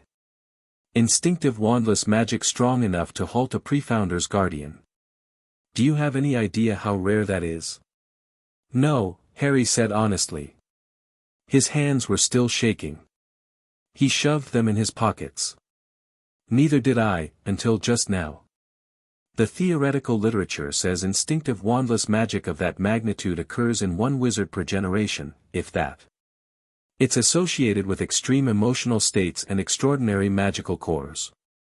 She paused. You weren't even afraid. I was watching your face. You weren't afraid of the Guardian. You were afraid it would reach me. Harry said nothing. He didn't know what to say. His scar was throbbing, and behind his eyes, at the very edge of perception, he felt something he hadn't felt before, a flicker of external attention. Not the usual cold prickle that meant Voldemort was angry. Something more focused. More curious. As though something far away had looked up from what it was doing and turned its attention, briefly but intently, toward whatever had just happened in this chamber. We need to go, he said. They went. The staircase unspooled above them, and the ward at the top recognized them and opened without resistance, and they emerged into the service corridor behind the potion storeroom smelling of ancient dust and their own adrenaline. The corridor was empty. Filch was elsewhere. The castle above them hummed with the ordinary sounds of a Saturday evening, distant laughter, the clatter of a portrait frame, the groaning of pipes. They stood in the corridor and looked at each other in the mundane light of wall-mounted torches, and the contrast between what they just experienced and the ordinariness of their surroundings was so absurd that Harry almost laughed. "Same time next week," he said. Wednesday's mouth twitched.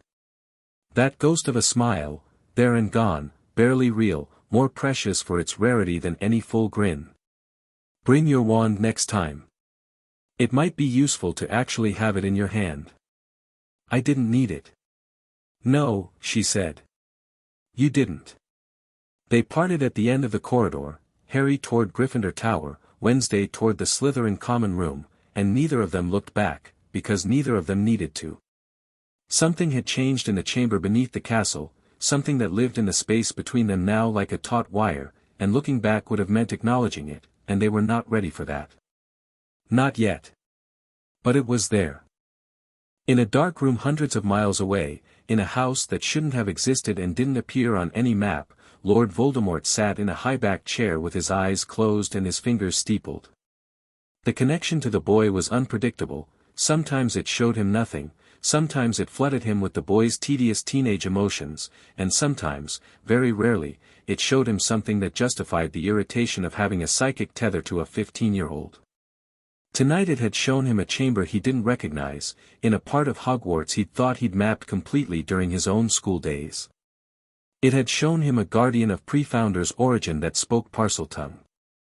It had shown him a burst of wandless magic from the Potter boy that was, remarkable. Genuinely remarkable.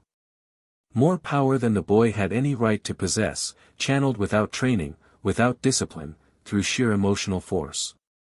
And it had shown him a face. A girl's face.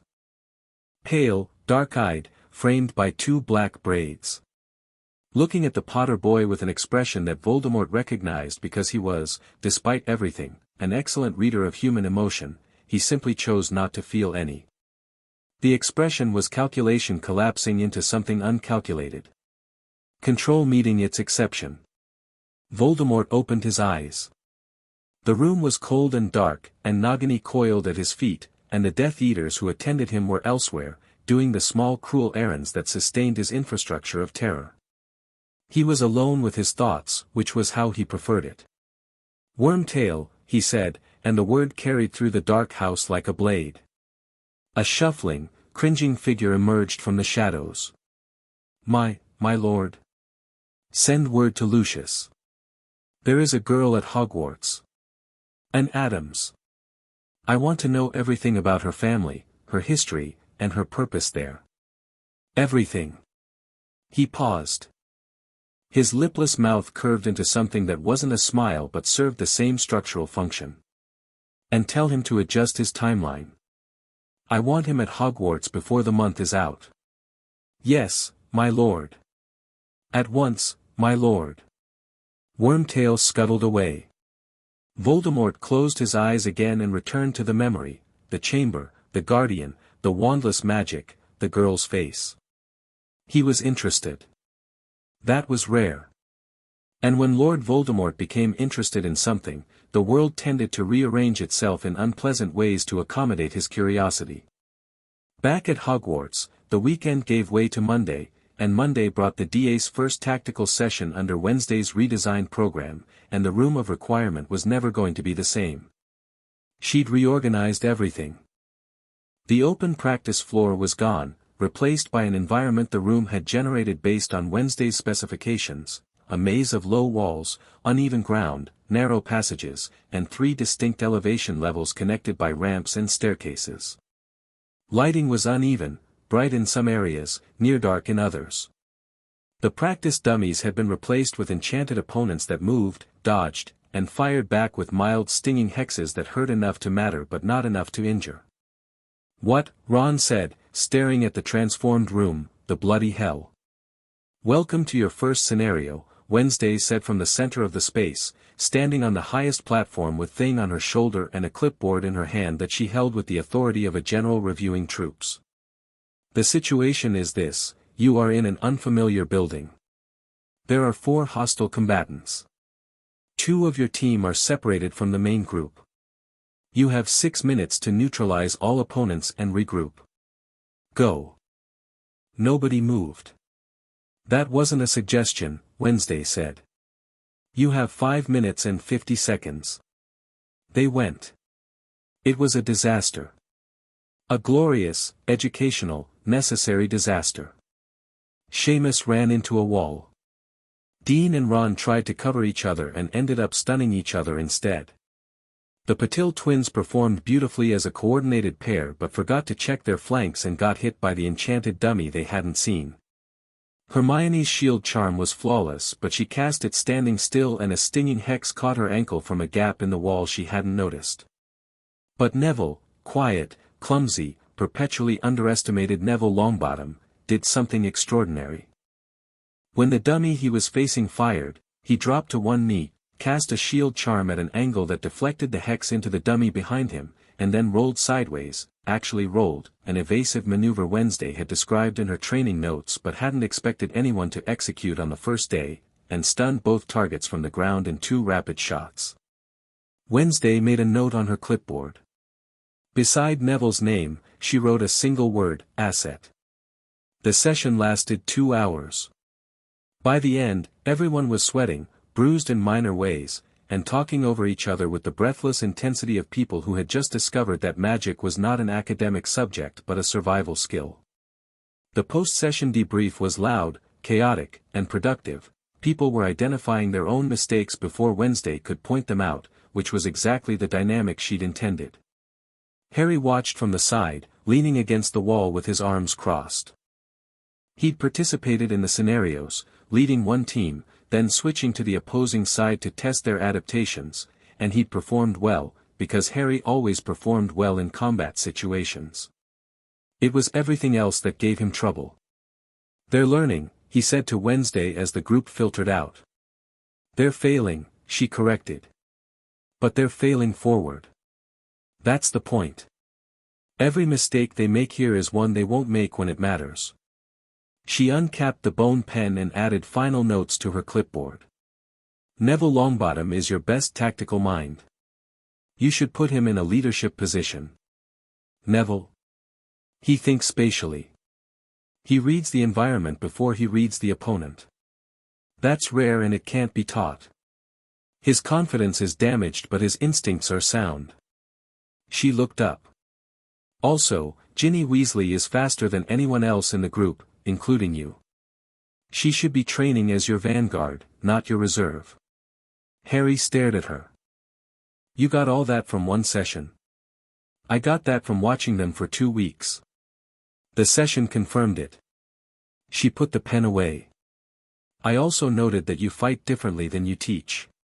When you teach, you're patient and methodical. When you fight, you lead with instinct and abandon the plan within the first 30 seconds. Both approaches work.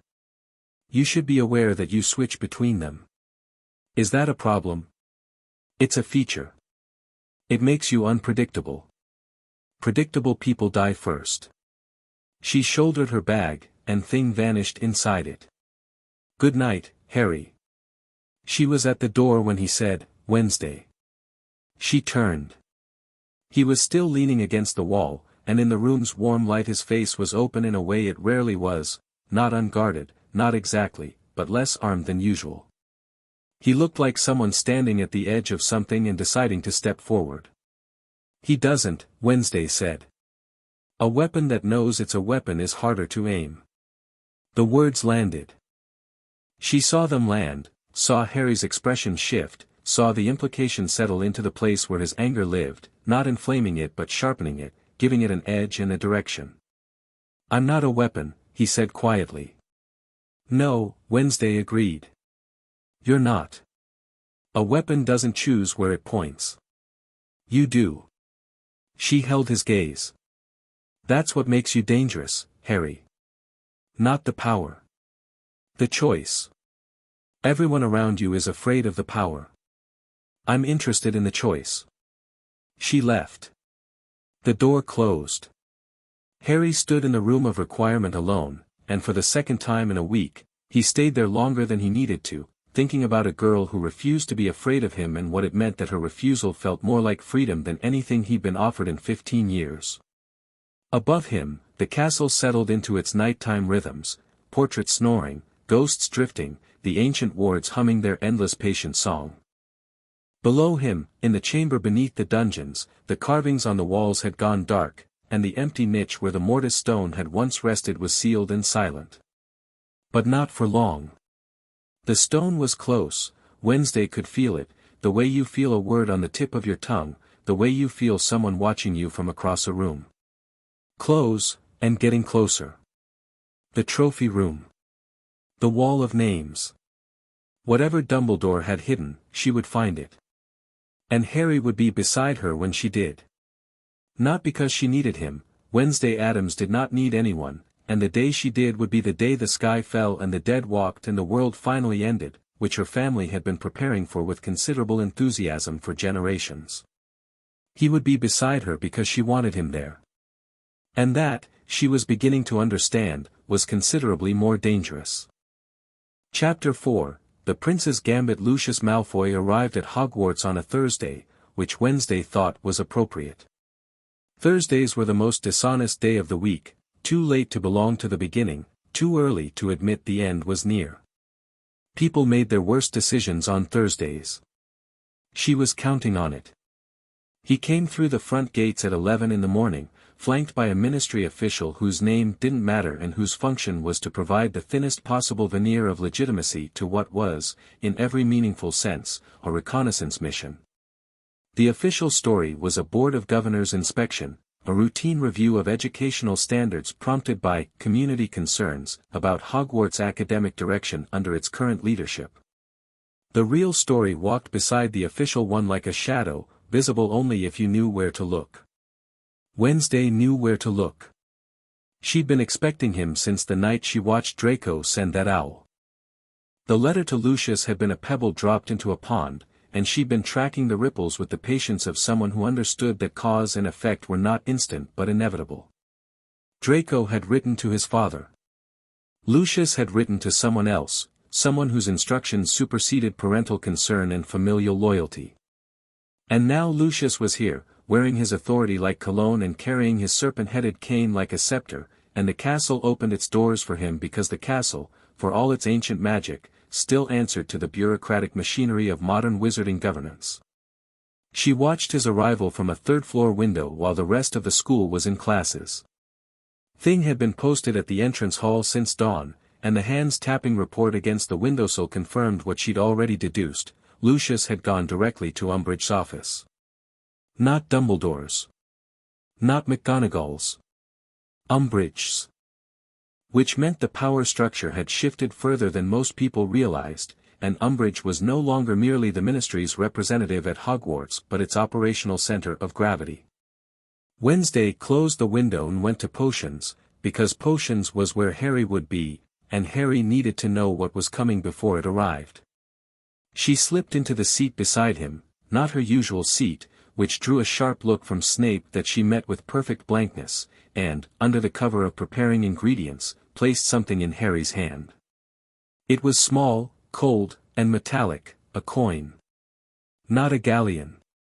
An Addams family token, black iron, stamped with the family crest, enchanted with a communication charm that was older and considerably more sophisticated than Hermione's protean-charmed galleons. "Keep it in your pocket," she murmured, not looking at him, her hands busy with lacewing flies. "If it gets warm, press your thumb to the face and listen. You'll hear whatever's being said within 10 feet of mine." Harry's fingers closed around the coin.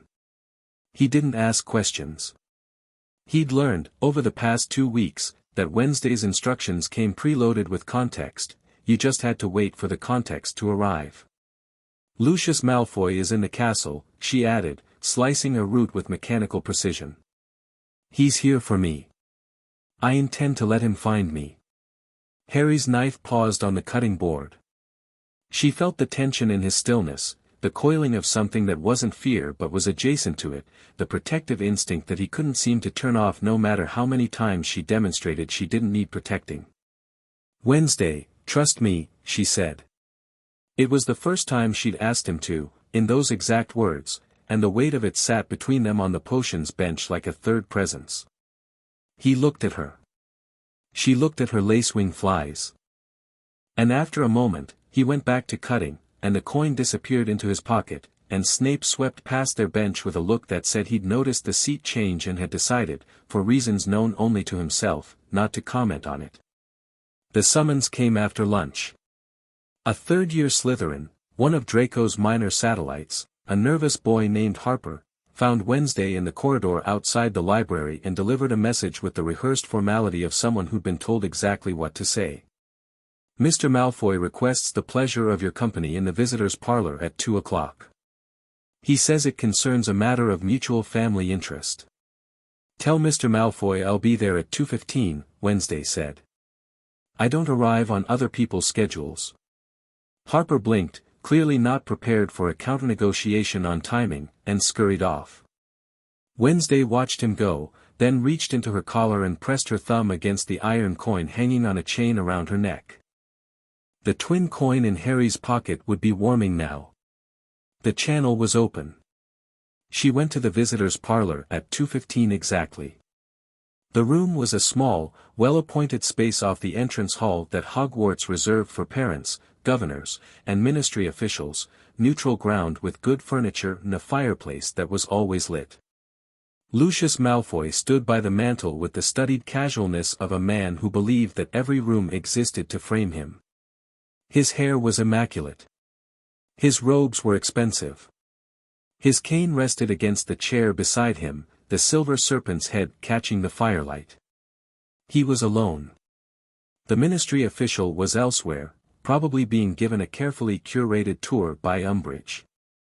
This conversation was not on any official itinerary. Miss Addams. Lucius turned from the fire with a smile that had been precision-engineered to convey warmth, authority, and the faintest suggestion of threat. Thank you for joining me. I hope the interruption to your studies isn't unwelcome. I find interruptions clarifying, Wednesday said.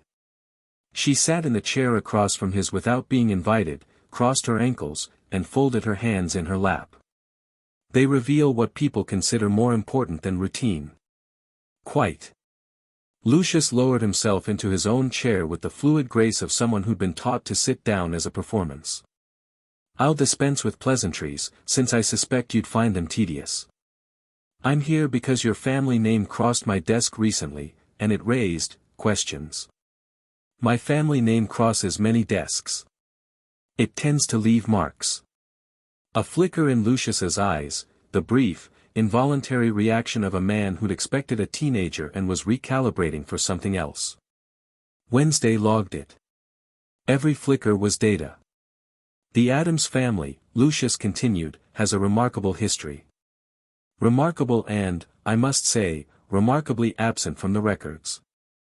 You won't find the name in the Sacred 28, despite the bloodline predating every family on that list. You won't find it in the ministry archives, despite centuries of documented magical practice. You won't find it in the Hogwarts enrollment records prior to this year, despite, if my research is correct, ancestral connections to this castle that predate the founders. He spread his hands. A family of your pedigree, Miss Addams, should be a cornerstone of wizarding society. Instead, you've been erased. I find that troubling. You find it useful, Wednesday corrected. A family that's been wronged is a family with grievances. Grievances are leverage.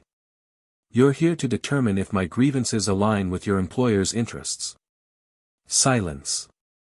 The fire crackled. Lucius's smile shifted, not disappearing but deepening, becoming more genuine, the way a predator's expression changes when it encounters something it can't simply overpower and must instead outwit. You are remarkably direct. I don't have time to be anything else. You work for Voldemort. She used the name without flinching, without emphasis, as though it were any other noun. Lucius's composure cracked, a micro-flinch, a tightening around the jaw, and then reassembled. You're here on his instructions, likely accelerated by your son's letter about my activities. You want to know if I'm a potential ally, a potential threat, or a potential tool. You're hoping for the first, prepared for the second, and assuming the third because you and your master both have difficulty conceiving of people as anything other than instruments. The fire popped. A log shifted, sending sparks up the chimney. Lucius Malfoy sat very still, and for the first time in the conversation, his expression was not performed. It was real. And what was real was not anger, not offense, but a kind of cold, appraising respect, the look of a man who collected dangerous things and had just found a new specimen. My master, Lucius said carefully, is interested in your family. In their philosophy. In their approach to magic. The Dark Lord has long believed that the modern wizarding world has severed itself from deeper traditions, older practices. The Addams family represents a living connection to those traditions. He finds that valuable. Valuable enough to offer something in return, I assume. Restoration. Lucius leaned forward. Your family's name reinstated in every registry. Your artifacts returned, all of them. The mortis stone included. Your ancestral rights acknowledged by whatever governing body emerges from the current transition. His voice dropped, intimate and conspiratorial. The Dark Lord is building a new world, Miss Addams. A world where families like yours aren't erased by frightened bureaucrats. He offers you a seat at the table. Wednesday let the silence stretch. She appeared to be considering the offer, and in Harry's pocket, 3 floors away in the Gryffindor common room, the iron coin was transmitting every word with crystalline fidelity. Harry sat in an armchair with his hand in his pocket, his thumb pressed against the coin's face, hearing Lucius Malfoy's voice as clearly as if the man were sitting beside him. His other hand was clenched so tight that his nails were cutting into his palm. And the price, Wednesday said, in the visitor's parlor. There's always a price. A small one. Trivial, really, given what's offered. Lucius's smile returned, and it was the smile of a man who believed he was closing a deal. The Dark Lord would like Harry Potter. Not harmed, not immediately. Delivered. You've established a rapport with the boy. You have his trust, or something close to it. We simply ask that you maintain that proximity. Guide him toward a meeting. The rest is not your concern. The coin in Harry's pocket transmitted every syllable. Harry heard, delivered, and something inside him went very cold and very quiet, the way a lake goes still before a storm. Wednesday tilted her head. You're asking me to betray someone who trusts me. I'm asking you to prioritize your family's legacy over a boy you've known for 3 weeks. And if I do this, deliver Harry, recover my family's standing, what guarantee do I have that Voldemort honors the arrangement? His track record with allies is, by any objective measure, catastrophic. The Death Eaters who served him in the First War were disavowed, imprisoned, or killed. The ones who serve him now live in constant fear. You yourself, Lucius, you spent 12 years pretending you'd been under the Imperius curse. That's not loyalty. That's a hostage situation with better tailoring. Lucius's jaw tightened. She'd struck bone. He recovered quickly, he was practiced at recovery, at smoothing over the cracks in the narrative he told himself about his own choices, but the recovery itself was data. The Dark Lord rewards those who prove useful. The Dark Lord rewards those who prove useful until they're not. Then he discards them. Or worse. Wednesday uncrossed her ankles and leaned forward, mirroring his posture from minutes ago, claiming the conversational territory he'd staked. But I'm not refusing. I'm negotiating. There's a difference. She paused. Let the weight of it settle. I need proof that the mortis stone can be recovered. I need to know where it is. If your master has that information, or can obtain it, I'm willing to discuss terms. Not a delivery, I won't hand Harry over like a parcel. But I can create a situation. An opportunity. What your master does with that opportunity is his business. Lucius studied her for a long moment. Then he nodded slowly, the nod of a man who believed he'd gotten what he came for. I'll relay your conditions. You'll have an answer within the week. He stood, collected his cane, and paused at the door. One more thing. My son. Draco. He's written about you with a degree of agitation that suggests you've unsettled him. I'd prefer he not be drawn into anything that might compromise his position. Your son's position was compromised the moment you involved him in your correspondence network, Wednesday said. If you wanted to protect him, you should have left him out of it. Something moved across Lucius's face, not guilt, he wasn't built for guilt, but a shadow of something adjacent. Awareness, maybe.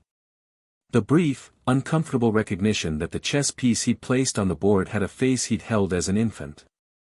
It passed. He left. The door closed behind him with a soft click, and Wednesday sat in the visitor's parlor and listened to the fire and waited for what she knew was coming. It came at dinner. Harry was waiting for her outside the great hall. Not casually, there was nothing casual about the way he was standing, shoulders squared, jaw set, the iron coin clutched in his fist so hard that the edges had left red marks on his palm. People flowed around him into the hall, and he stood like a rock in a river, immovable and barely contained. Not here, Wednesday said, reading him instantly. Yes. Here. His voice was low and tight and vibrating with something that made the nearest first years veer away instinctively. The corridor behind the tapestry. 30 seconds. She walked past him without slowing and ducked behind a heavy tapestry depicting Barnabas the Barmy's ill-fated attempt to train trolls for the ballet, not the 7th floor one, a smaller reproduction on the ground floor. Behind it was a shallow alcove, barely large enough for two people, and when Harry followed her in, they were close enough that she could feel the heat radiating off him like a furnace. You were going to sell me. His voice was barely a whisper, and it was worse than shouting. I heard every word. Create a situation. An opportunity. You were bargaining with Lucius Malfoy about handing me to Voldemort. Yes, Wednesday said. The single word landed like a slap. Harry's breath caught. She saw it, the flinch he didn't quite suppress, the crack in the anger that revealed something underneath it that was not rage but hurt, raw and stinging, the hurt of someone who had let a single person past a wall he'd been building for 15 years and was now watching that person prove every defensive instinct he'd ever had correct. You, he stopped. Started again. I trusted you. You asked me to trust you. 4 hours ago, in potions, you looked me in the eye and said, I said, trust me. And I meant it. I'm asking you to keep trusting me right now, for 60 more seconds, while I explain something that Lucius Malfoy told me that you need to hear. Because he told me where the Mortis Stone is. Harry stopped. The anger didn't leave, it was too deep for that, too structural, but it paused, and in the pause, Wednesday spoke. Lucius confirmed what I already suspected. The Mortis Stone was removed from the subfoundational chamber and relocated within Hogwarts. It's been held in a secure location controlled by successive headmasters for over 500 years. The current headmaster knows exactly where it is and has chosen to keep it. Dumbledore. Dumbledore. Wednesday held Harry's gaze in the dim light behind the tapestry. But that's not the part you need to hear. The part you need to hear is this: when Lucius talked about my family being erased from wizarding records, he mentioned it as a historical injustice. A political purge. He assumed it was carried out by the ministry, by the old guard, by the kind of bureaucratic cowardice that fears what it can't control. And in part, he's right, the ministry authorized the erasure. She paused. Let the silence work. But the person who recommended it, the person who argued before the Wiesengemot in 1893 that the Addams family's practices were incompatible with the progressive development of magical society, and that their records should be sealed for the safety and stability of the wizarding world, was Albus Dumbledore.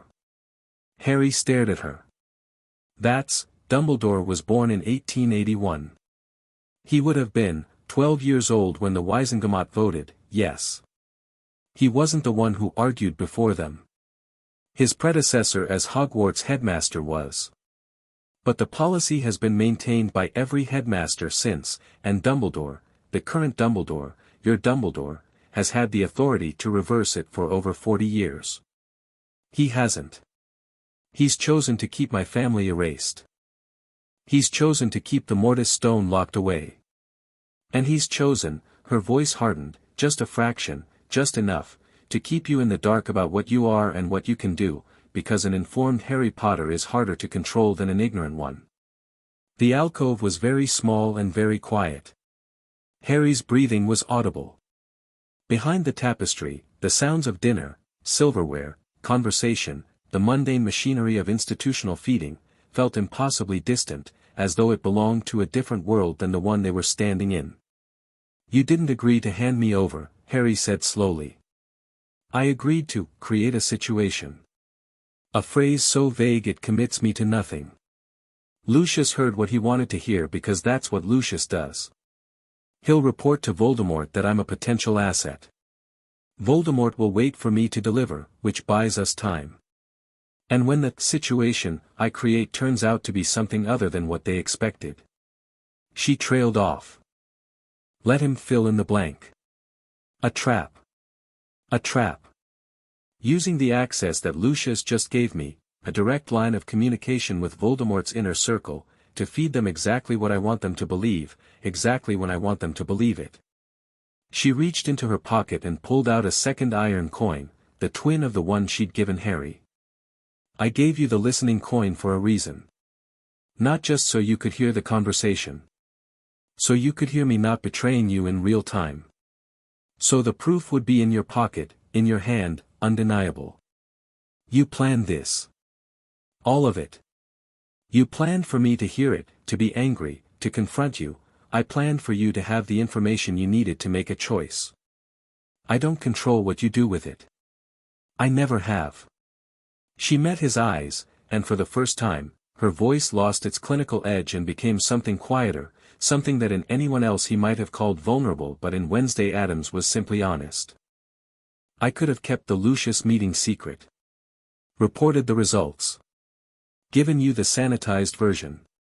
That's what Dumbledore would do, protect you from the ugly parts, manage your emotional responses, decide for you what you're ready to know.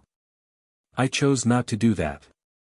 I chose to let you hear the worst possible version of events and trust that you were strong enough to get to the other side of it." Harry was quiet for a long time.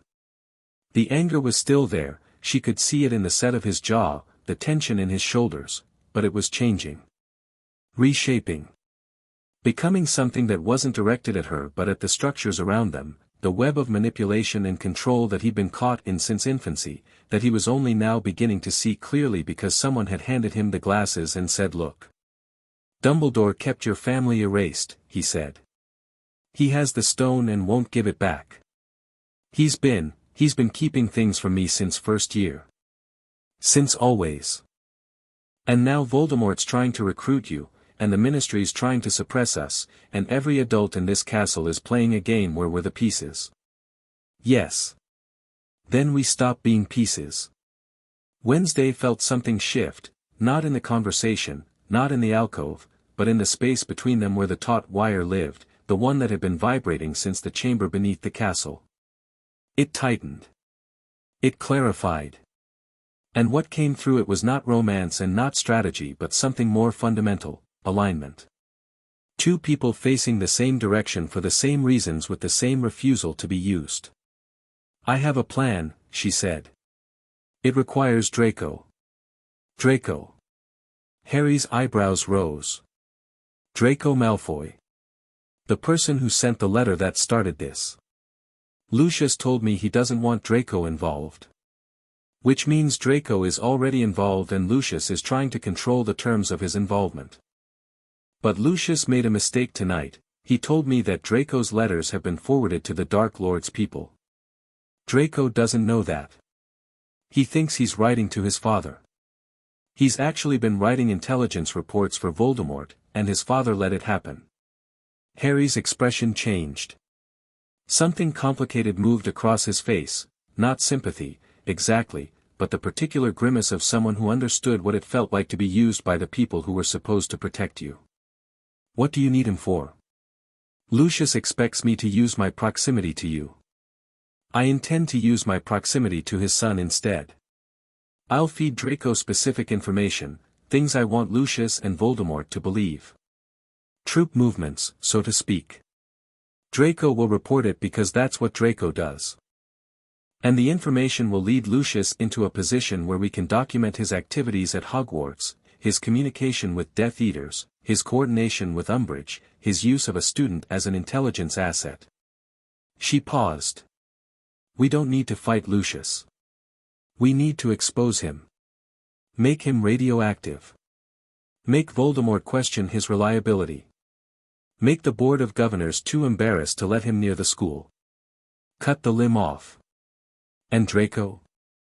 Draco discovers that his father used him as a spy without his knowledge or consent. The information comes from us, directly, undeniably, with proof. And then Draco has to make a choice. Her voice was matter-of-fact, precise, but underneath it Harry detected something that might have been, improbable as it sounded, concern. He's not evil, Harry. He's obedient. There's a difference. One can be fixed. The plan took shape over the next 4 days, not in dramatic strategy sessions but in quiet moments. A whispered exchange in the potions corridor. Notes passed through things scuttling midnight deliveries. A shared hour in the room of requirement after DA sessions, when everyone else had left and the room reconfigured itself into a simple space with a table and 2 chairs and a map of Hogwarts that Wednesday had been assembling from things reconnaissance, so detailed that it made the Marauders map look like a rough sketch. Wednesday fed Draco the first piece of misinformation on Monday. She did it elegantly, not by telling him directly, but by allowing him to overhear a conversation between herself and Blaise Zabini in the common room. A fabrication about Harry's movements, about a meeting planned for Friday evening in the Forbidden Forest's edge, about something being transported that she needed to intercept. It was specific enough to sound like real intelligence and vague enough to demand investigation. Draco reported it within the hour. His owl left the Ollery at 9:14, tracked by Thing from the rafters. On Tuesday, she fed him a second piece, a fake disagreement between herself and Harry, staged in a corridor where Pansy Parkinson was known to lurk. Wednesday raised her voice, an extraordinary event that drew immediate attention, and Harry played his part with a conviction that wasn't entirely acted, because he was still angry about things, just not about her. Draco's second letter went out Tuesday night. The intelligence it contained painted a picture: the Addams girl was losing control of the Potter asset. The operation Lucius had discussed was in jeopardy. Direct intervention might be necessary. On Wednesday, the day, which she still appreciated, Lucius Malfoy made his move. He sent Draco an owl, not via the usual channels but via a direct, enchanted message that bypassed Hogwarts mail screening. The message instructed Draco to arrange a meeting between Wednesday and a family friend, who would arrive at Hogwarts Friday evening, entering through the passage beneath the Whomping Willow that Lucius apparently knew about. Draco didn't know that the family friend was a Death Eater. Draco thought he was facilitating a political meeting between pure-blood families. Draco was 17 years old and had been raised to follow instructions from his father with the unquestioning obedience of a soldier who's never seen combat, and he did what he was told because that was all he knew how to do. Wednesday intercepted the message through Thing before Draco received it, read it, copied it, replaced the original, and let Draco find it on his pillow as intended. She now had proof, in Lucius Malfoy's own handwriting, on enchanted parchment that carried his magical signature, that a sitting member of the Board of Governors was coordinating with Death Eaters to infiltrate Hogwarts and was using his own minor son as the facilitator. On Thursday, she showed the evidence to Harry. They sat in the room of requirement, the copied letter on the table between them alongside Thing's surveillance notes and a timeline Wednesday had constructed that traced every communication between Draco, Lucius, and the outer Death Eater network. Friday is the trap, she said. The Death Eater enters through the Willow Passage. We're not there. Instead, we're in Dumbledore's office, presenting this evidence to McGonagall, not Dumbledore, McGonagall, and the Death Eater walks into a corridor that's been sealed by the castle's own wards, triggered by a modification I've made to the Whomping Willow Passage's exit point. You modified the passage? Thing did.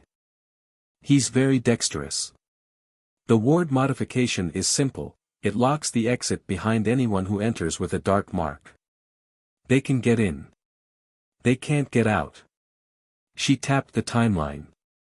Meanwhile, copies of Lucius's letter, with full magical signature verification, are delivered simultaneously to the Daily Prophet, the Quibbler, the Board of Governors, and Amelia Bones at the Department of Magical Law Enforcement. Rita Skeeter receives a personal copy with a handwritten note from my mother, who has corresponded with her before and knows exactly which buttons to push. Your mother knows Rita Skeeter. My mother knows everyone who deals in secrets. She says it's like knowing the best butcher, essential for household management. Wednesday gathered the documents. By Saturday morning, Lucius Malfoy's name will be in every paper. His position on the board will be untenable. And Voldemort will know that his trusted lieutenant's operation was compromised because Lucius used unsecured channels and an untrained asset. Draco, Harry said quietly. Draco. Wednesday's voice didn't change, but her hands stilled on the documents. He'll find out Friday night. After the trap is sprung. When it's too late for him to warn his father, too late for him to do anything except sit with the knowledge of what was done to him. And you're okay with that? I'm not doing it because I'm okay with it. I'm doing it because it's necessary. She looked up. But I'm not going to pretend he won't be hurt. And I'm not going to leave him alone with it afterward. Friday evening came with the kind of October cold that got into your bones and stayed there like a tenant who'd stopped paying rent. The castle's windows fogged. The fires in every common room burned high. And at 8 o'clock, in the Slytherin common room, Draco Malfoy waited for Wednesday Addams to leave for a meeting she had no intention of attending. He waited. She didn't leave. At 8:15, his confusion began to curdle into anxiety. At 8:30, he left the common room and went looking for her, because the plan required her presence and her absence meant something had gone wrong, and if something had gone wrong his father would be disappointed, and his father's disappointment was the weather system around which Draco's entire emotional climate was organized. He found her in the corridor outside the Great Hall. She was standing with Harry Potter. Together. Not fighting, not arguing, not displaying any of the tension he'd been told, and had reported, was escalating between them. Standing together like people who were on the same side. Draco stopped. The realization didn't come all at once. It came in pieces, like a mirror breaking in slow motion, first a crack, then a web of cracks, then the whole surface giving way. The argument, he said. His voice sounded wrong to his own ears. In the corridor. You and Potter. That was, for your benefit, Wednesday said. Yes. The conversation with Zabini. The one about Friday, fabricated. Also for your benefit. And my father, his voice cracked. Not dramatically, not performatively, but with the small, private sound of something structural giving way. You, my letters, he was getting my letters and forwarding them to the Dark Lord's network. Yes. Your father was using you as an intelligence courier without your knowledge. The information you sent was relayed to Death Eaters who used it to plan an infiltration of the school. Wednesday's voice was steady and clear and completely without cruelty. She was not enjoying this. She was performing surgery, and surgery required precision, not pleasure. A Death Eater entered the Whomping Willow Passage 40 minutes ago. He's currently sealed in the tunnel by a modified ward. Copies of your father's correspondence, with full magical signature, have been sent to 6 different recipients. By morning, his position will be destroyed. Draco stared at her. Then he looked at Harry, as though expecting, what? Gloating? Satisfaction? The triumphant sneer of a rival who'd finally won? But Harry wasn't sneering. Harry was looking at Draco with an expression that Draco couldn't parse because he'd never seen it directed at him before. It was quiet. It was complicated. And it contained, unmistakably, a thread of something that looked horribly like understanding. I didn't know, Draco said, and his voice was barely audible. About my father. I didn't, I thought I was just, you thought you were being a good son, Harry said. I know what that's like. Doing what you're told by people who are supposed to know better. Trusting them because the alternative is too frightening. He paused. The alternative's always frightening. But at least it's yours. Draco's face did something that Wednesday had never seen it do. It lost its architecture. The arrogance, the practiced sneer, the careful arrangement of features designed to project superiority and mask terror, all of it collapsed, and what was left underneath was a 17-year-old boy who looked very young and very lost and who had just discovered that the foundation he'd built his life on was made of sand. He didn't cry. Malfoy's didn't cry, that had been beaten into him, not physically but with the relentless precision of expectation. But his eyes went bright, and his breath came unsteady, and he stood in the corridor outside the great hall with his arms at his sides and nowhere to go. Wednesday reached into her bag and produced a folded piece of parchment.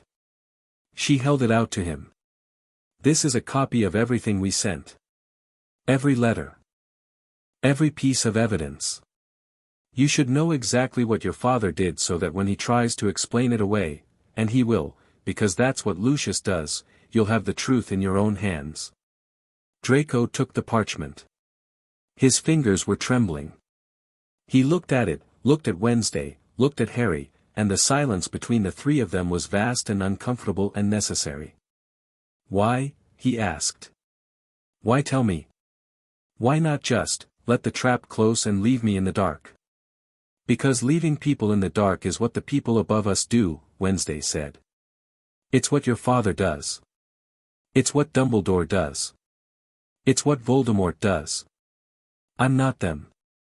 If you're going to be hurt by something I've done, you're going to know what it is and why I did it and what your options are going forward. My options. A ghost of the old sneer, reflexive and protective. What options does a Malfoy have when his family name is about to be front-page news for the second time in 2 years? You have two, Wednesday said. You can be your father's sacrifice. Go back to the common room, wait for his owl, let him tell you how to respond, what to say, what to believe. Follow the script. Play the part. End up wherever the script takes you, which, based on your father's trajectory, is either Azkaban or a shallow grave. She paused. Extended her hand. Not warmly, there was no warmth in it, no comfort, no softness. It was the hand of someone offering a rope to a person in a hole, and the rope was rough, and the climb would be hard, and the person offering it made no promises about what waited at the top. Or you can be useful to me. Draco looked at her hand. He looked at it for a long time. The corridor was empty except for the three of them and the distant sounds of the castle doing what the castle always did, breathing, settling, keeping its 1,000-year vigil over the children in its care, even the ones who were currently standing at a crossroads they hadn't known existed 5 minutes ago. Harry said nothing. This was not his moment. He stood beside Wednesday and watched Draco Malfoy struggle with the most important decision of his life, and he thought about a cupboard under the stairs and a letter that changed everything and the feeling of a world splitting open to reveal a larger, more terrifying, more real world underneath. Draco took her hand. His grip was weak. His palm was sweating. He looked like someone stepping off a cliff and hoping, against all evidence and experience, that something would catch him before he hit the bottom. Wednesday shook once. Firm. Then released. Go back to the common room, she said. Don't send any owls. Don't talk to anyone.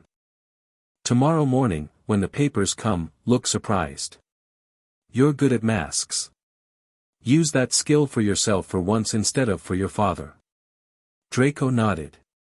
He turned and walked away, and his steps were unsteady, and the parchment in his hand was crumpled where his grip had tightened, and he looked nothing like the Prince of Slytherin who had tried to claim her at the welcome feast 3 weeks ago.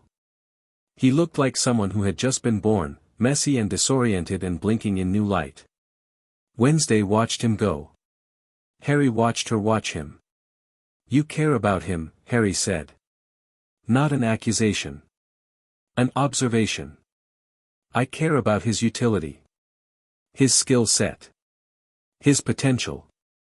You care about him. Wednesday was quiet for a moment. Then, don't tell anyone. It would ruin my reputation. Harry almost laughed. It was closer than he'd come in a long time, a real, full, genuine laugh rather than the bitter exhalations that passed for humor in his current life. He didn't quite get there. But the almost was enough.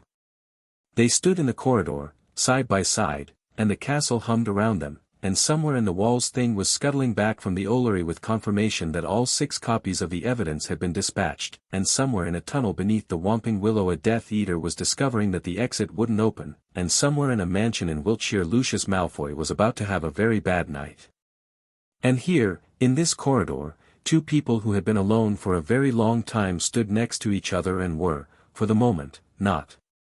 "We have work to do," Wednesday said. "Yeah," Harry said. "We do." They parted. Wednesday went left, toward the dungeons. Harry went right, toward the tower. Neither looked back. But both were smiling. Wednesday's smile was invisible. Harry's was not. The castle noticed. The castle always noticed. And in the deep places beneath the foundation, where the old magic lived and the old wards kept their ancient watch, something stirred, something that had been waiting a very long time for the right people to find each other, and settled back to sleep, satisfied. For now. Chapter 5, Blood, Ink and Bone Ash. The Saturday morning papers arrived at Hogwarts like a volley of artillery.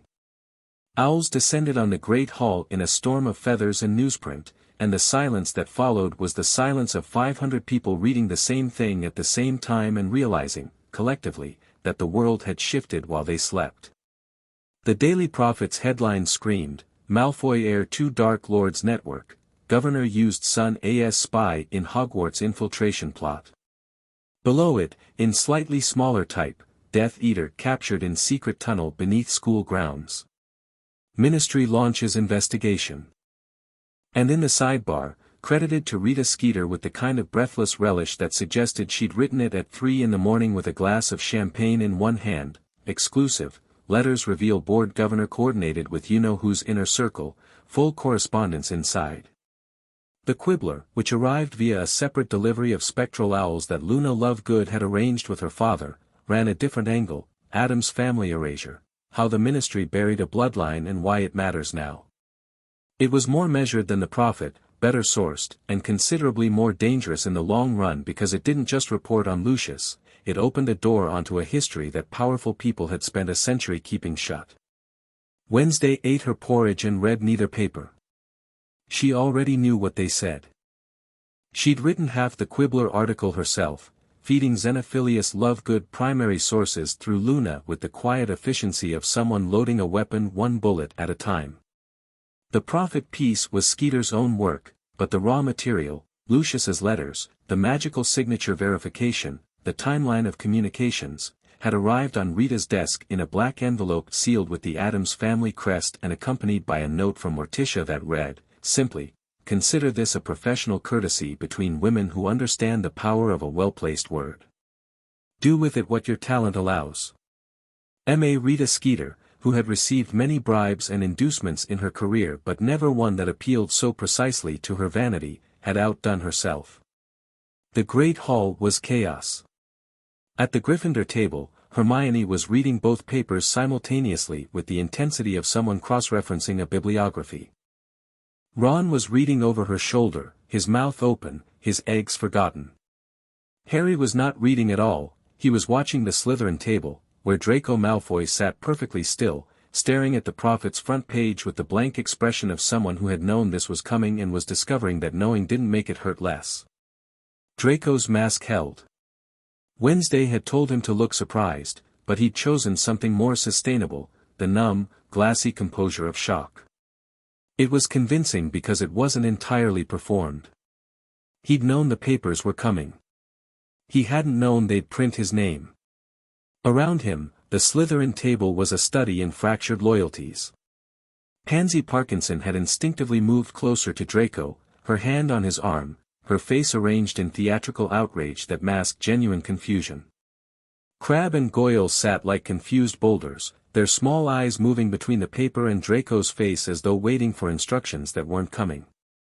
Blaise Zabini read the Quibbler with quiet absorption and said nothing, which was his most eloquent response to any situation. And Daphne Greengrass, ice blonde, immaculate, old money Daphne, who had never expressed a public opinion about anything more controversial than hemline lengths, was reading the Addams family history article with the particular focus of someone reconsidering her entire understanding of pure-blood politics. At the staff table, the reactions were equally instructive. McGonagall's lips were pressed into a line so thin they'd nearly disappeared, and she was reading the prophet with the controlled fury of someone who had been presented with evidence of something she'd long suspected but hadn't been able to prove. Flitwick looked stricken. Sprout looked angry. Snape's face was perfectly, meticulously blank, which, in Snape's emotional vocabulary, meant the interior was a hurricane. Umbridge was smiling. That was the most dangerous reaction in the room. She sat in her pink cardigan with the paper folded beside her untouched tea, and she smiled the wide, wet, toadish smile of someone who had just received a gift she hadn't expected and was already calculating how to use it. The scandal wasn't hers, it belonged to Lucius, to the board, to the Death Eater currently in ministry custody, but scandals, like fires, could be redirected. And Dolores Umbridge had spent her entire career redirecting fires toward people she wanted to burn. Dumbledore was not at breakfast. His chair was empty. Wednesday noted this. The first blow landed at noon. A ministry owl arrived bearing an official parchment sealed with the Department of Educational Standards crest. Umbridge read it in her office. Thing was perched on the curtain rod above her window, small enough to be mistaken for a shadow, and the hands-tapping report confirmed what Wednesday had anticipated. The ministry, embarrassed by the infiltration that had happened on Hogwarts watch, was granting Umbridge expanded emergency powers. Not to investigate the Death Eater connection, that was being handled by the Auror office, which Umbridge didn't control. But to ensure student safety, by implementing new surveillance measures, restricting student assemblies, and conducting welfare interviews with any student deemed to be at risk of outside influence. The DA had just become 10 times more dangerous to be part of. And Wednesday Addams, a foreign transfer student with an unusual family history who had publicly challenged Umbridge's authority in her first week and was now linked, however peripherally, to the biggest security scandal in Hogwarts history, had just painted a target on her own back the size of a Quidditch pitch. Umbridge moved fast. By Sunday evening, Educational Decree No. 31 was posted on the notice board. All student organizations, clubs, study groups, and informal assemblies of 3 or more students required re-registration under the High Inquisitor's office, with full membership lists, meeting schedules, and stated purposes subject to review and approval. Decree 32 followed on Monday morning. The High Inquisitor was authorized to conduct private interviews with any student whose associations, communications, or conduct raise questions of institutional concern. Translation: Umbridge could pull anyone she wanted out of class, sit them in her office surrounded by kitten plates and the lingering psychic residue of a blood quill, and interrogate them until they gave her what she needed. The interview notices appeared on Tuesday. 12 students were summoned, spread across all 4 houses, chosen with the surgical precision of someone who had been compiling intelligence for weeks. The list included Hermione Granger, Neville Longbottom, Ginny Weasley, Luna Lovegood, Cho Chang, and Wednesday Addams. Harry was not on the list. That was deliberate, and it was smart. Umbridge had learned from the blood quill detentions that direct confrontation with Harry generated sympathy and resistance. Instead, she was going after his infrastructure. Isolate the network. Apply pressure to the nodes. Let the structure collapse from within. Wednesday recognized the strategy because it was the strategy she would have used. She respected the craftsmanship. She intended to dismantle it anyway. She convened an emergency meeting of what she'd privately begun calling the Inner Circle, Harry, Hermione, Ron, Neville, Ginny, and Luna, in the room of requirement on Tuesday evening. The room, responding to her state of mind, generated a war room, a round table, maps of the castle on every wall, and a blackboard that updated itself with information as she spoke, which was either extremely helpful or mildly alarming depending on how sentient you believed the room to be. Umbridge is going to use the interviews to find the DA, Wednesday said without preamble. She doesn't have proof yet. If she did, she'd have acted already. She has suspicion, pattern analysis, and Draco's old letters, which mention a gathering on the 7th floor but provide no specifics. The interviews are fishing expeditions. She'll use psychological pressure, implied threats, and, if she's desperate, Veritaserum. She can't use Veritaserum on students, Hermione said immediately. It's restricted under the Potions Regulation Act of 1964, yes. It's also illegal to use blood quills on minors, and she's been doing that since September. Wednesday tapped the blackboard, and a timeline appeared, dates, names, evidence. I've been documenting everything since my first detention with her. Photographs of every student who's come back from her office with cursed wounds. Testimonies, collected quietly, from 14 students willing to sign sworn statements. Madame Pomfrey's treatment records, which she's been keeping in a locked drawer because she's furious and frightened and hasn't known who to trust with them. Harry stared at the timeline. His name appeared 7 times. The words "I must not tell lies" were noted beside each entry, along with photographic evidence of the scarring. He'd known Wednesday had photographed her own hand after her detention. He hadn't known she'd been building a case this comprehensive. "You've been doing this the whole time," he said. "Evidence is ammunition. You collect it before you need it so that when you need it, it's ready." She turned to the group. "Here's the situation. Umbridge has power. We have information. The question is how to deploy the information in a way that neutralizes her power without giving her time to retaliate." "Go to Dumbledore," Ron said. "Dumbledore isn't here," Wednesday replied. "He left the castle Saturday morning. No one knows where he is or when he'll return. McGonagall is acting head, but her authority is limited by Umbridge's ministry mandate. If we bring this to McGonagall, she'll be bound by institutional procedure, committees, reviews, formal complaints that take weeks to process. Umbridge will use those weeks to destroy the DA, expel the most visible members, and consolidate control. Then we go to the ministry directly," Hermione said. "Amelia Bones. She's fair. Amelia Bones has already received the Lucius Malfoy evidence. She's dealing with a captured Death Eater, a Board of Governors scandal, and a minister who's more interested in managing public perception than pursuing justice. She doesn't have bandwidth for a school discipline complaint, no matter how serious." Wednesday paused. "We don't need the ministry. We need the public." She pulled a sheaf of parchment from her bag, not ordinary parchment, but heavy, cream-colored stock embossed with the Addams family crest. Thing crawled out after it, holding an envelope in one hand and an inkwell in the other with the dexterity of a very small, very efficient secretary. "My parents are arriving tomorrow." The table went quiet. "They've been corresponding with Dumbledore for 2 weeks, requesting a meeting about my enrollment conditions and the Addams family's historical erasure from Hogwarts records. Dumbledore has been stalling. But with Dumbledore absent and Umbridge in charge, the meeting defaults to the High Inquisitor's office, and my parents have every legal right to inspect the conditions under which their daughter is being educated." She laid out the parchment, a formal letter of parental concern, drafted in Gomez Addams's flamboyant hand, citing 17 specific violations of the International Magical Education Charter. "When they arrive, they will be loud. They will be theatrical. They will be impossible to ignore. And while Umbridge is occupied with the most aggressively litigious parents in the Western Hemisphere, we will be distributing the blood quill evidence to every student, professor, and portrait in the castle." Ginny was grinning. It was the sharp, feral grin of someone who had grown up with Fred and George Weasley and recognized a masterwork of chaos when she saw one.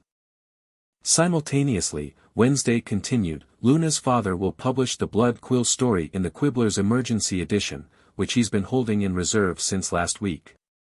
Rita Skeeter will receive a companion package with photographs and sworn statements, timed to hit the Prophet's Evening Edition. And Morticia Addams will send a howler to the Minister of Magic himself during his afternoon press conference, the schedule for which my father obtained through channels I am not at liberty to describe but which involved a man named Lurch and a very persuasive handshake. Ron looked at Harry. Harry looked at Hermione. Hermione looked at Wednesday with the expression of a woman watching a chess grandmaster execute a combination she hadn't seen coming but could now see was inevitable from 6 moves back. "You've been planning this since September," Hermione said. "I've been planning this since before I arrived." The specifics adapted. The strategy didn't. Wednesday capped the bone pen. "The goal isn't to get Umbridge fired. The Ministry will protect her, they have to, or they admit they put a torturer in charge of children. The goal is to make her position so publicly toxic that everything she does from this point forward is scrutinized, questioned, and reported. She keeps her title. She loses her power." The DA continues. "And by the time Dumbledore returns, the ground has shifted so far beneath Umbridge's feet that she's standing on air." The plan went into motion at 9 o'clock the next morning, when Gomez and Morticia Addams arrived at Hogwarts front gates in a black carriage pulled by Thestrals that they had somehow acquired, or borrowed, or summoned through means that the gamekeeper Hagrid was still trying to understand 3 days later. Gomez Addams entered the castle the way a hurricane enters a coastline, with tremendous energy, devastating charm, and the absolute certainty that everything in his path existed to be rearranged. He was tall, dark-haired, mustachioed, and wearing a suit so impeccably tailored that it made Lucius Malfoy's wardrobe look like a school uniform. His smile was enormous and genuine and operated at a frequency that seemed to short-circuit the British instinct for emotional restraint. "Hogwarts," he bellowed, spreading his arms in the entrance hall as though embracing the castle itself. "Magnificent. Drafty. Potentially haunted. Tish, look at those buttresses, they're flying." "They're beautiful, mon cher," Morticia said, sweeping through the doors behind him. She was tall, pale, sheathed in a black dress that moved like smoke, and possessed of a voice that could have made a grocery list sound like a death sentence. Her eyes took in the entrance hall with the calm assessment of a general surveying terrain. "Although I notice the gargoyles are purely decorative.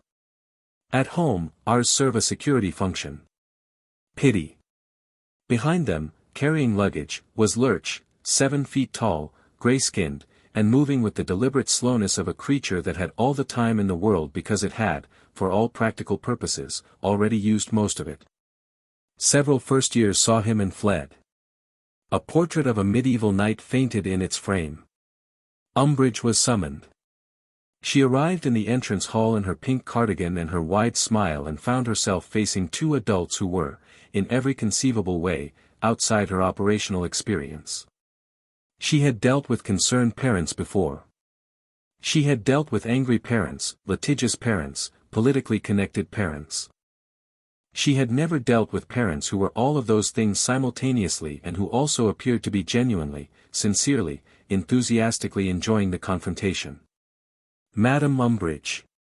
Gomez seized her hand and shook it with the force of a man who had once arm-wrestled a troll and considered it a moderate workout.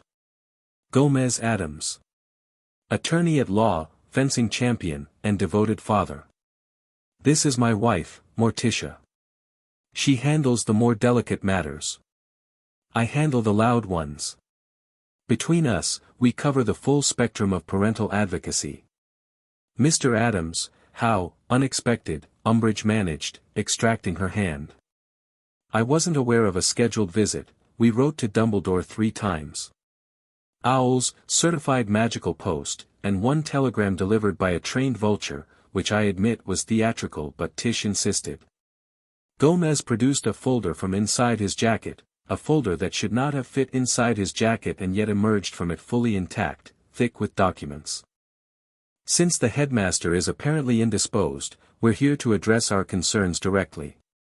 Specifically, the conditions under which our daughter is being educated, the historical suppression of the Addams family from Hogwarts records, and certain disciplinary practices that have been brought to our attention." His voice didn't change on the last phrase. His smile didn't falter. But something in his eyes did, something that Morticia would have recognized as the moment when Gomez Addams stopped being charming and started being dangerous. Umbridge, who was not Morticia and did not know this man, missed it entirely. "I'm sure we can discuss this in my office," Umbridge said, recovering her smile. "Perhaps over tea." "Delightful," said Morticia, in a tone that made the words sound like a prelude to something deeply unpleasant. "Lead the way." They disappeared into the castle. The diversion was operational. Wednesday moved. The distribution was military in its precision. Hermione had spent the previous night enchanting 200 copies of a 4-page document, the blood quill evidence, the testimonies, the photographs, the legal citations, and she'd done it with the meticulous thoroughness that made her the most valuable person in any operation that required organized information. The copies were stacked in the room of requirement, divided into bundles, and assigned to teams. Ginny and Luna took the Ravenclaw and Hufflepuff common rooms, using passwords obtained through networks that Luna maintained with the casual social fluency of someone who was friends with everyone because she was genuinely interested in everyone.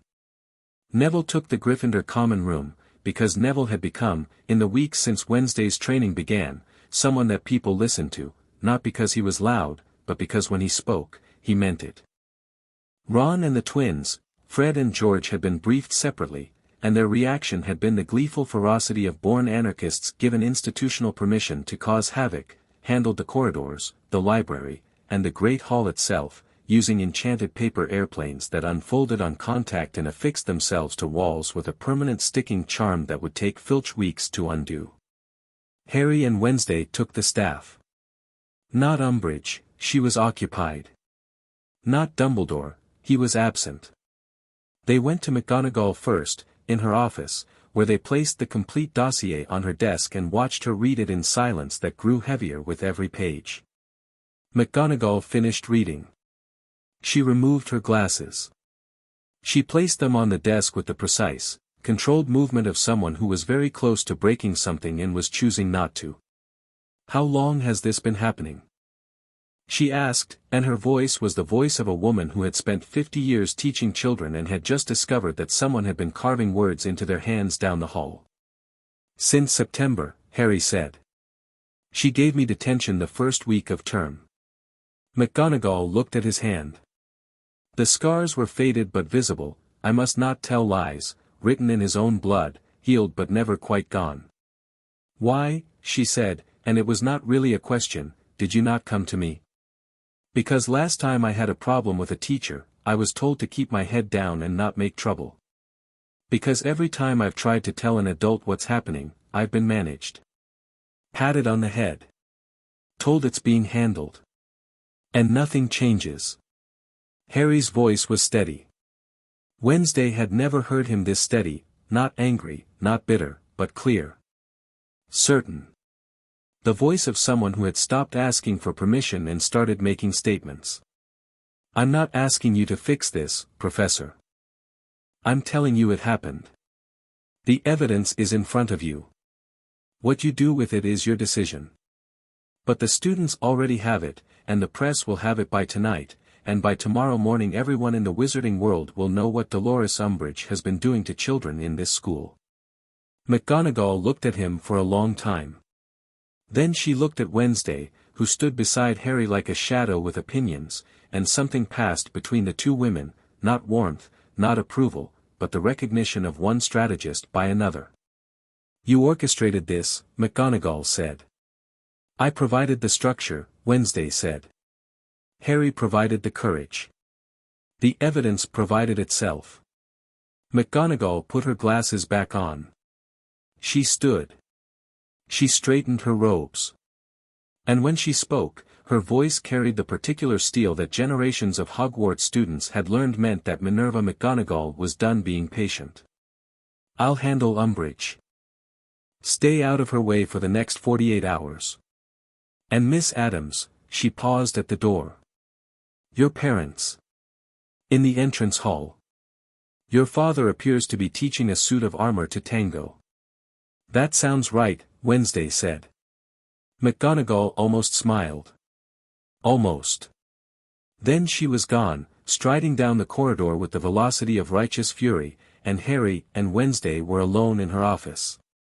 It's done, Harry said. The Umbridge part is done, Wednesday corrected. There's still the matter of the stone. She'd been waiting. Through the weeks of planning and counter-planning, through the DA's transformation and Lucius's downfall and Umbridge's slow political disembowelment, the Mortis Stone had been a constant in Wednesday's mind, a fixed point around which everything else orbited. The sub-foundational chamber had told them where to look, the trophy room, the wall of names. And now, with Umbridge occupied by Gomez's charm offensive and McGonagall occupied by institutional fury and Dumbledore absent entirely, the path was clear. They went to the third floor. The trophy room was empty at midday, students were in classes, the house elves had already cleaned, and the only company was centuries of engraved silver catching the light from tall windows. Wednesday moved along the walls, not looking at the trophies but at the walls themselves, pressing her fingers to the stone the way she'd pressed them in the service corridor that night, feeling for the seams, the anomalies, the places where the castle's skin didn't quite fit. Harry followed, wand out, the Parseltongue sense humming at the edge of his awareness. He could feel it, the same resonance he'd felt in the sub-foundational chamber, fainter here but unmistakable. Something behind the walls was calling in a frequency that only his particular biology could receive. Here, he said, stopping at a stretch of wall between two trophy cases. The stone looked identical to every other stone in the room. But when he placed his palm on it, the surface was warm, and the warmth pulsed, and the pulse matched the rhythm he'd felt in the chamber below. He spoke in Parseltongue. Not a command this time, a question. What's behind you? The wall answered. Not in words but in sensation, a loosening, a yielding, the feeling of a lock recognizing a key. The stone under his hand shifted, revealing a seam, and the seam widened into an opening barely large enough to reach through. Wednesday reached in.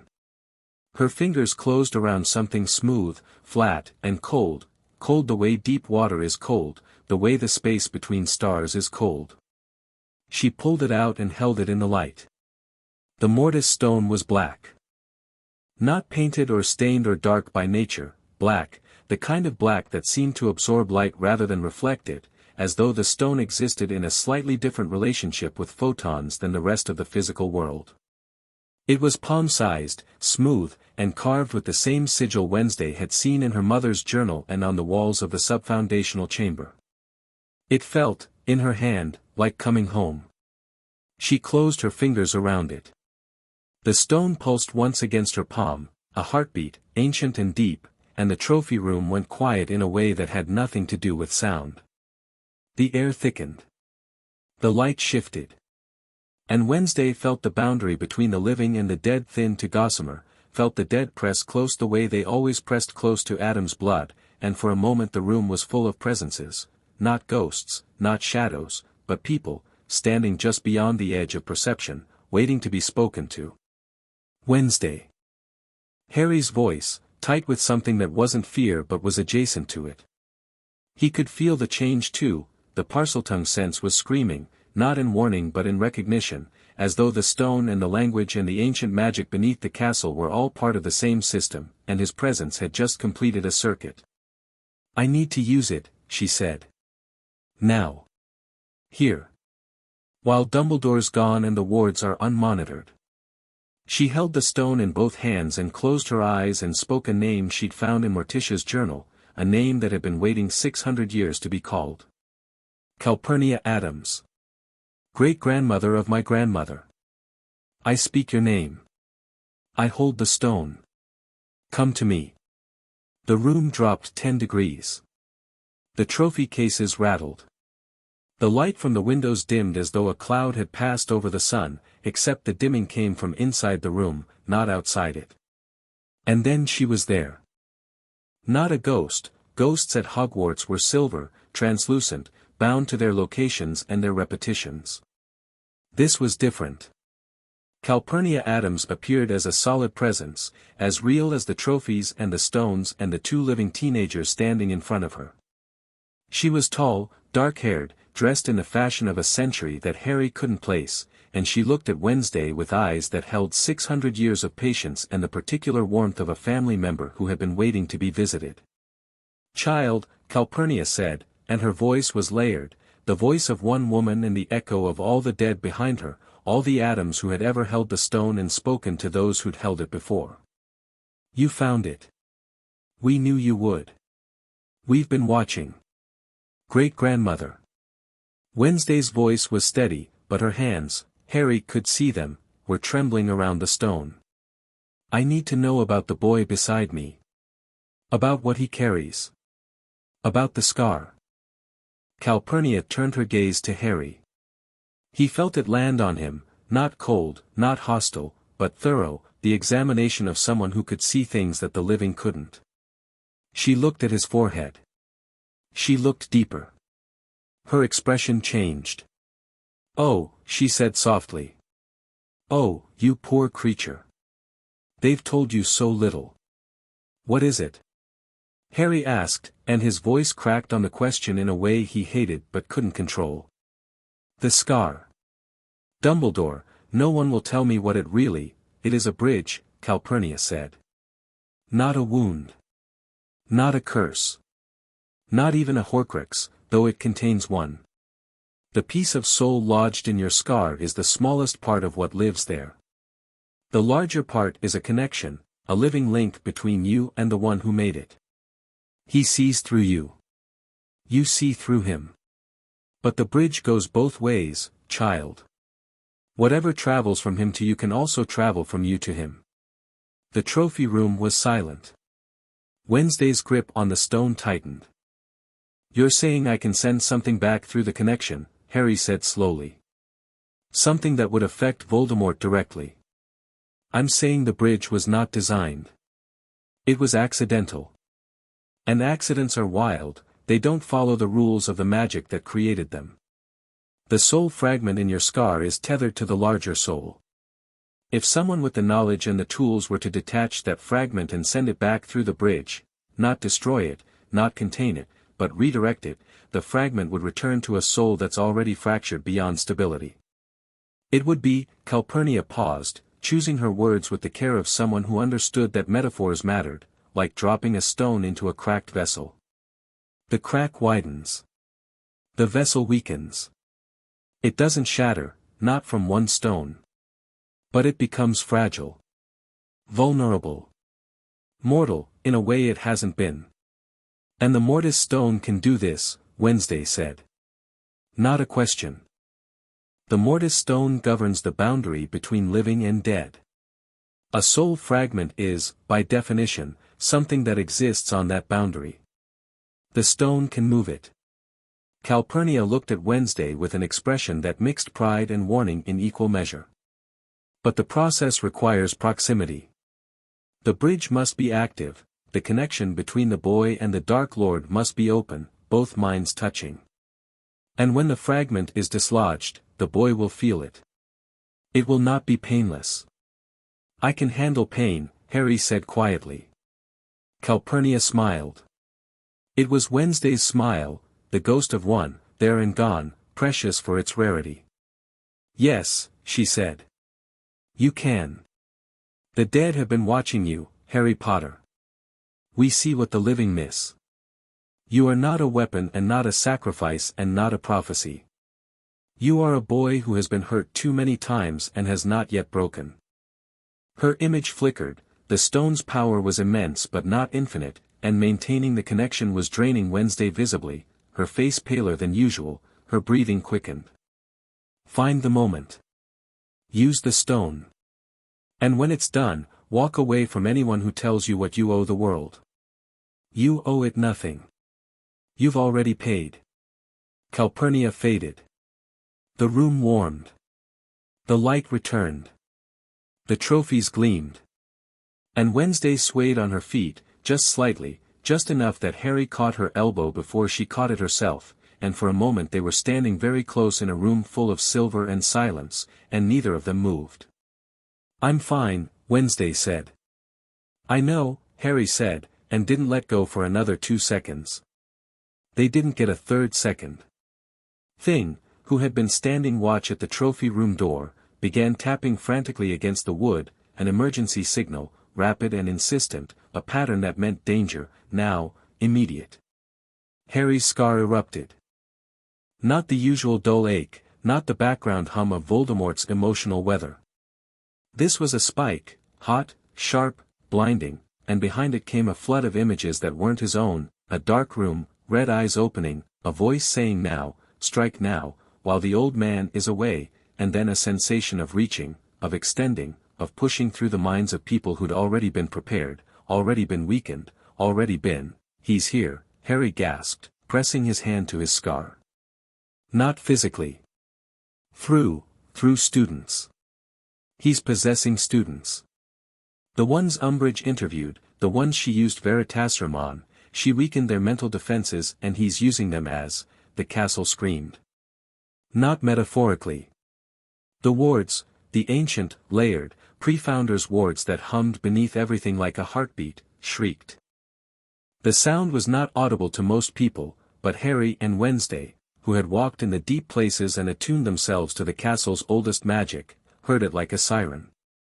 Something was attacking the school from the inside. Multiple points. Multiple minds. A coordinated assault using Hogwarts' own students as vessels. Wednesday shoved the mortis stone into her pocket and ran. Harry ran beside her, wand out, scar blazing, receiving fragmentary visions of the attack as it unfolded, a sixth-year Ravenclaw walking into a corridor and raising her wand with eyes that weren't hers, a fourth-year Hufflepuff standing in the entrance hall with his face blank and his hands wreathed in dark magic, a third-year, Merlin, a third-year, standing outside the great hall doors with the kind of power pouring off him that no 13-year-old body should have been able to channel. There were 5 of them. 5 students, spread across the castle, possessed by Voldemort's fragmented will, each one a node in a network designed to overwhelm the castle's internal wards and create a breach through which something larger could pass. It wasn't a full invasion, Voldemort didn't have the strength for that, not yet, not remotely. It was a probe. A test. And a message, I can reach inside your walls whenever I choose. The DA met them at the second-floor corridor. Not by accident, Hermione's enchanted galleons had gone hot the moment the ward screamed, and the members had mobilized with the speed and discipline that 2 months of Wednesday's scenario training had drilled into them.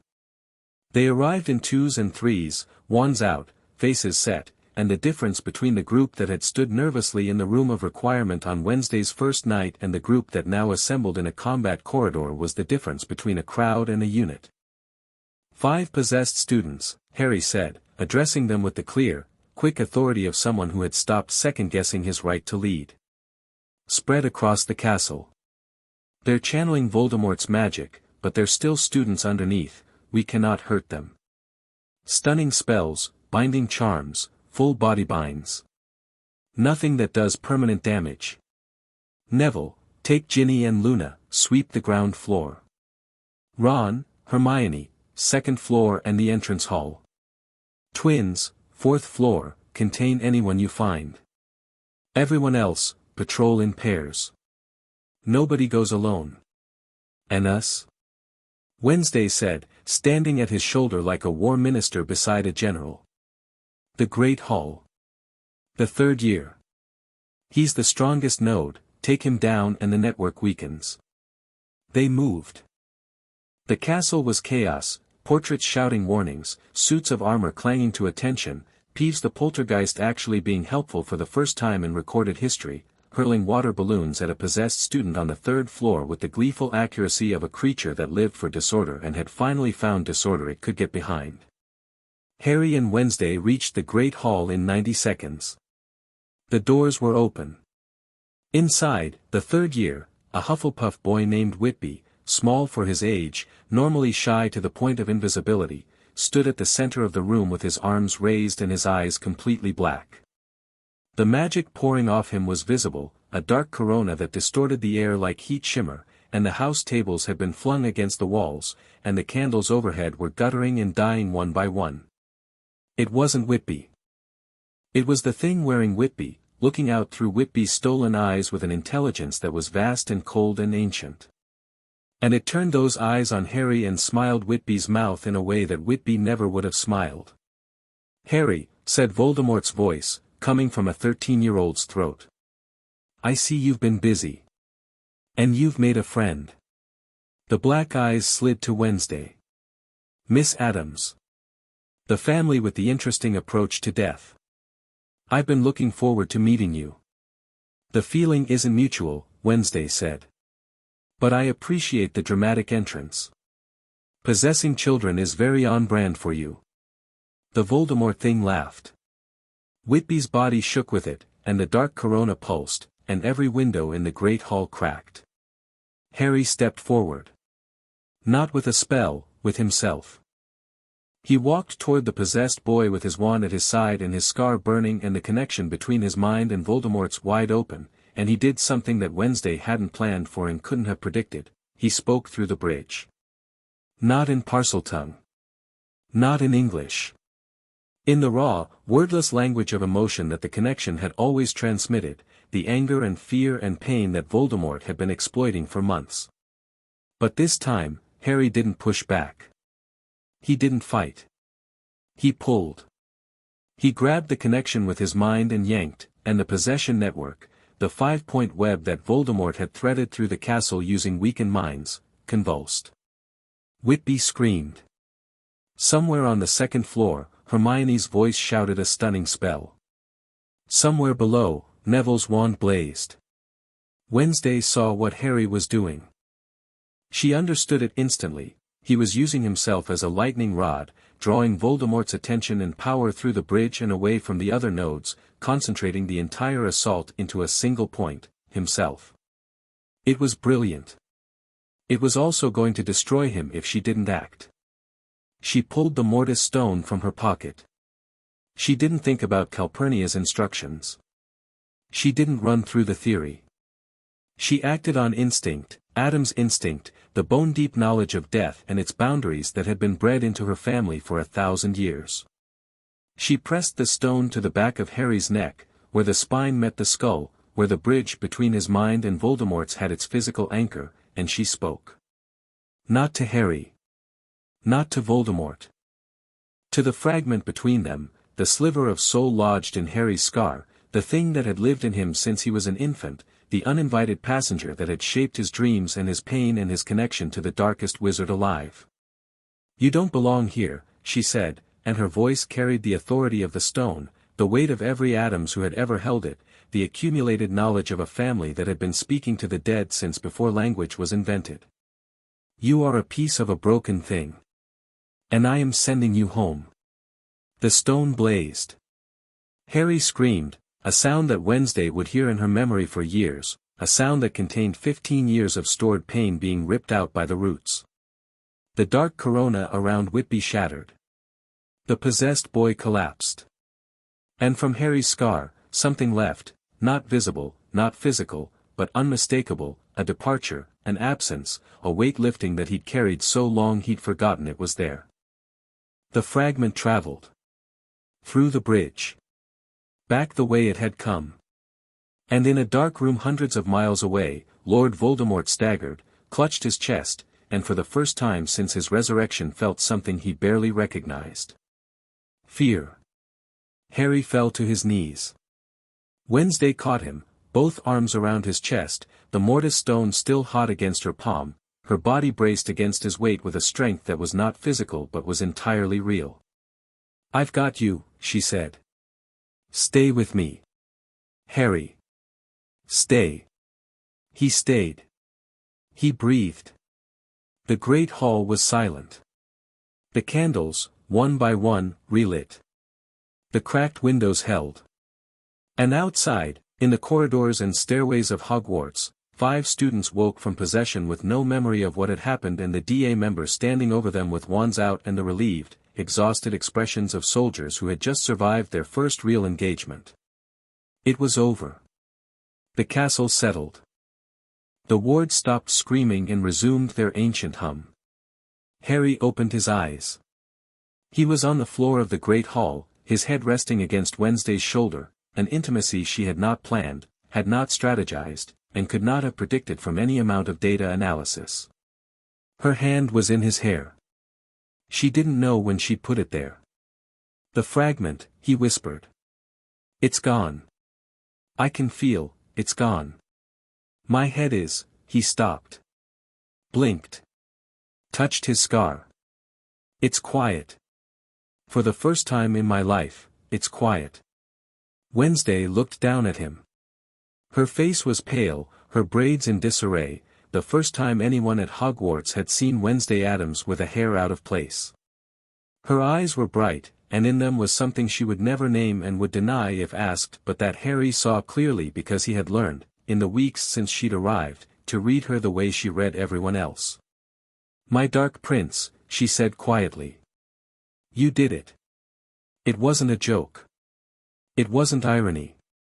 It was a coronation, small, private, witnessed by no one except the enchanted ceiling overhead, which had cleared to show a sky full of stars, and the ghosts of the great hall, who had stopped their eternal wandering to watch, and Thing, who had crawled out of Wednesday's bag and was perched on an overturned table, tapping a slow, rhythmic applause against the wood. The doors of the great hall opened. Dumbledore stood in the entrance. He was still wearing traveling robes.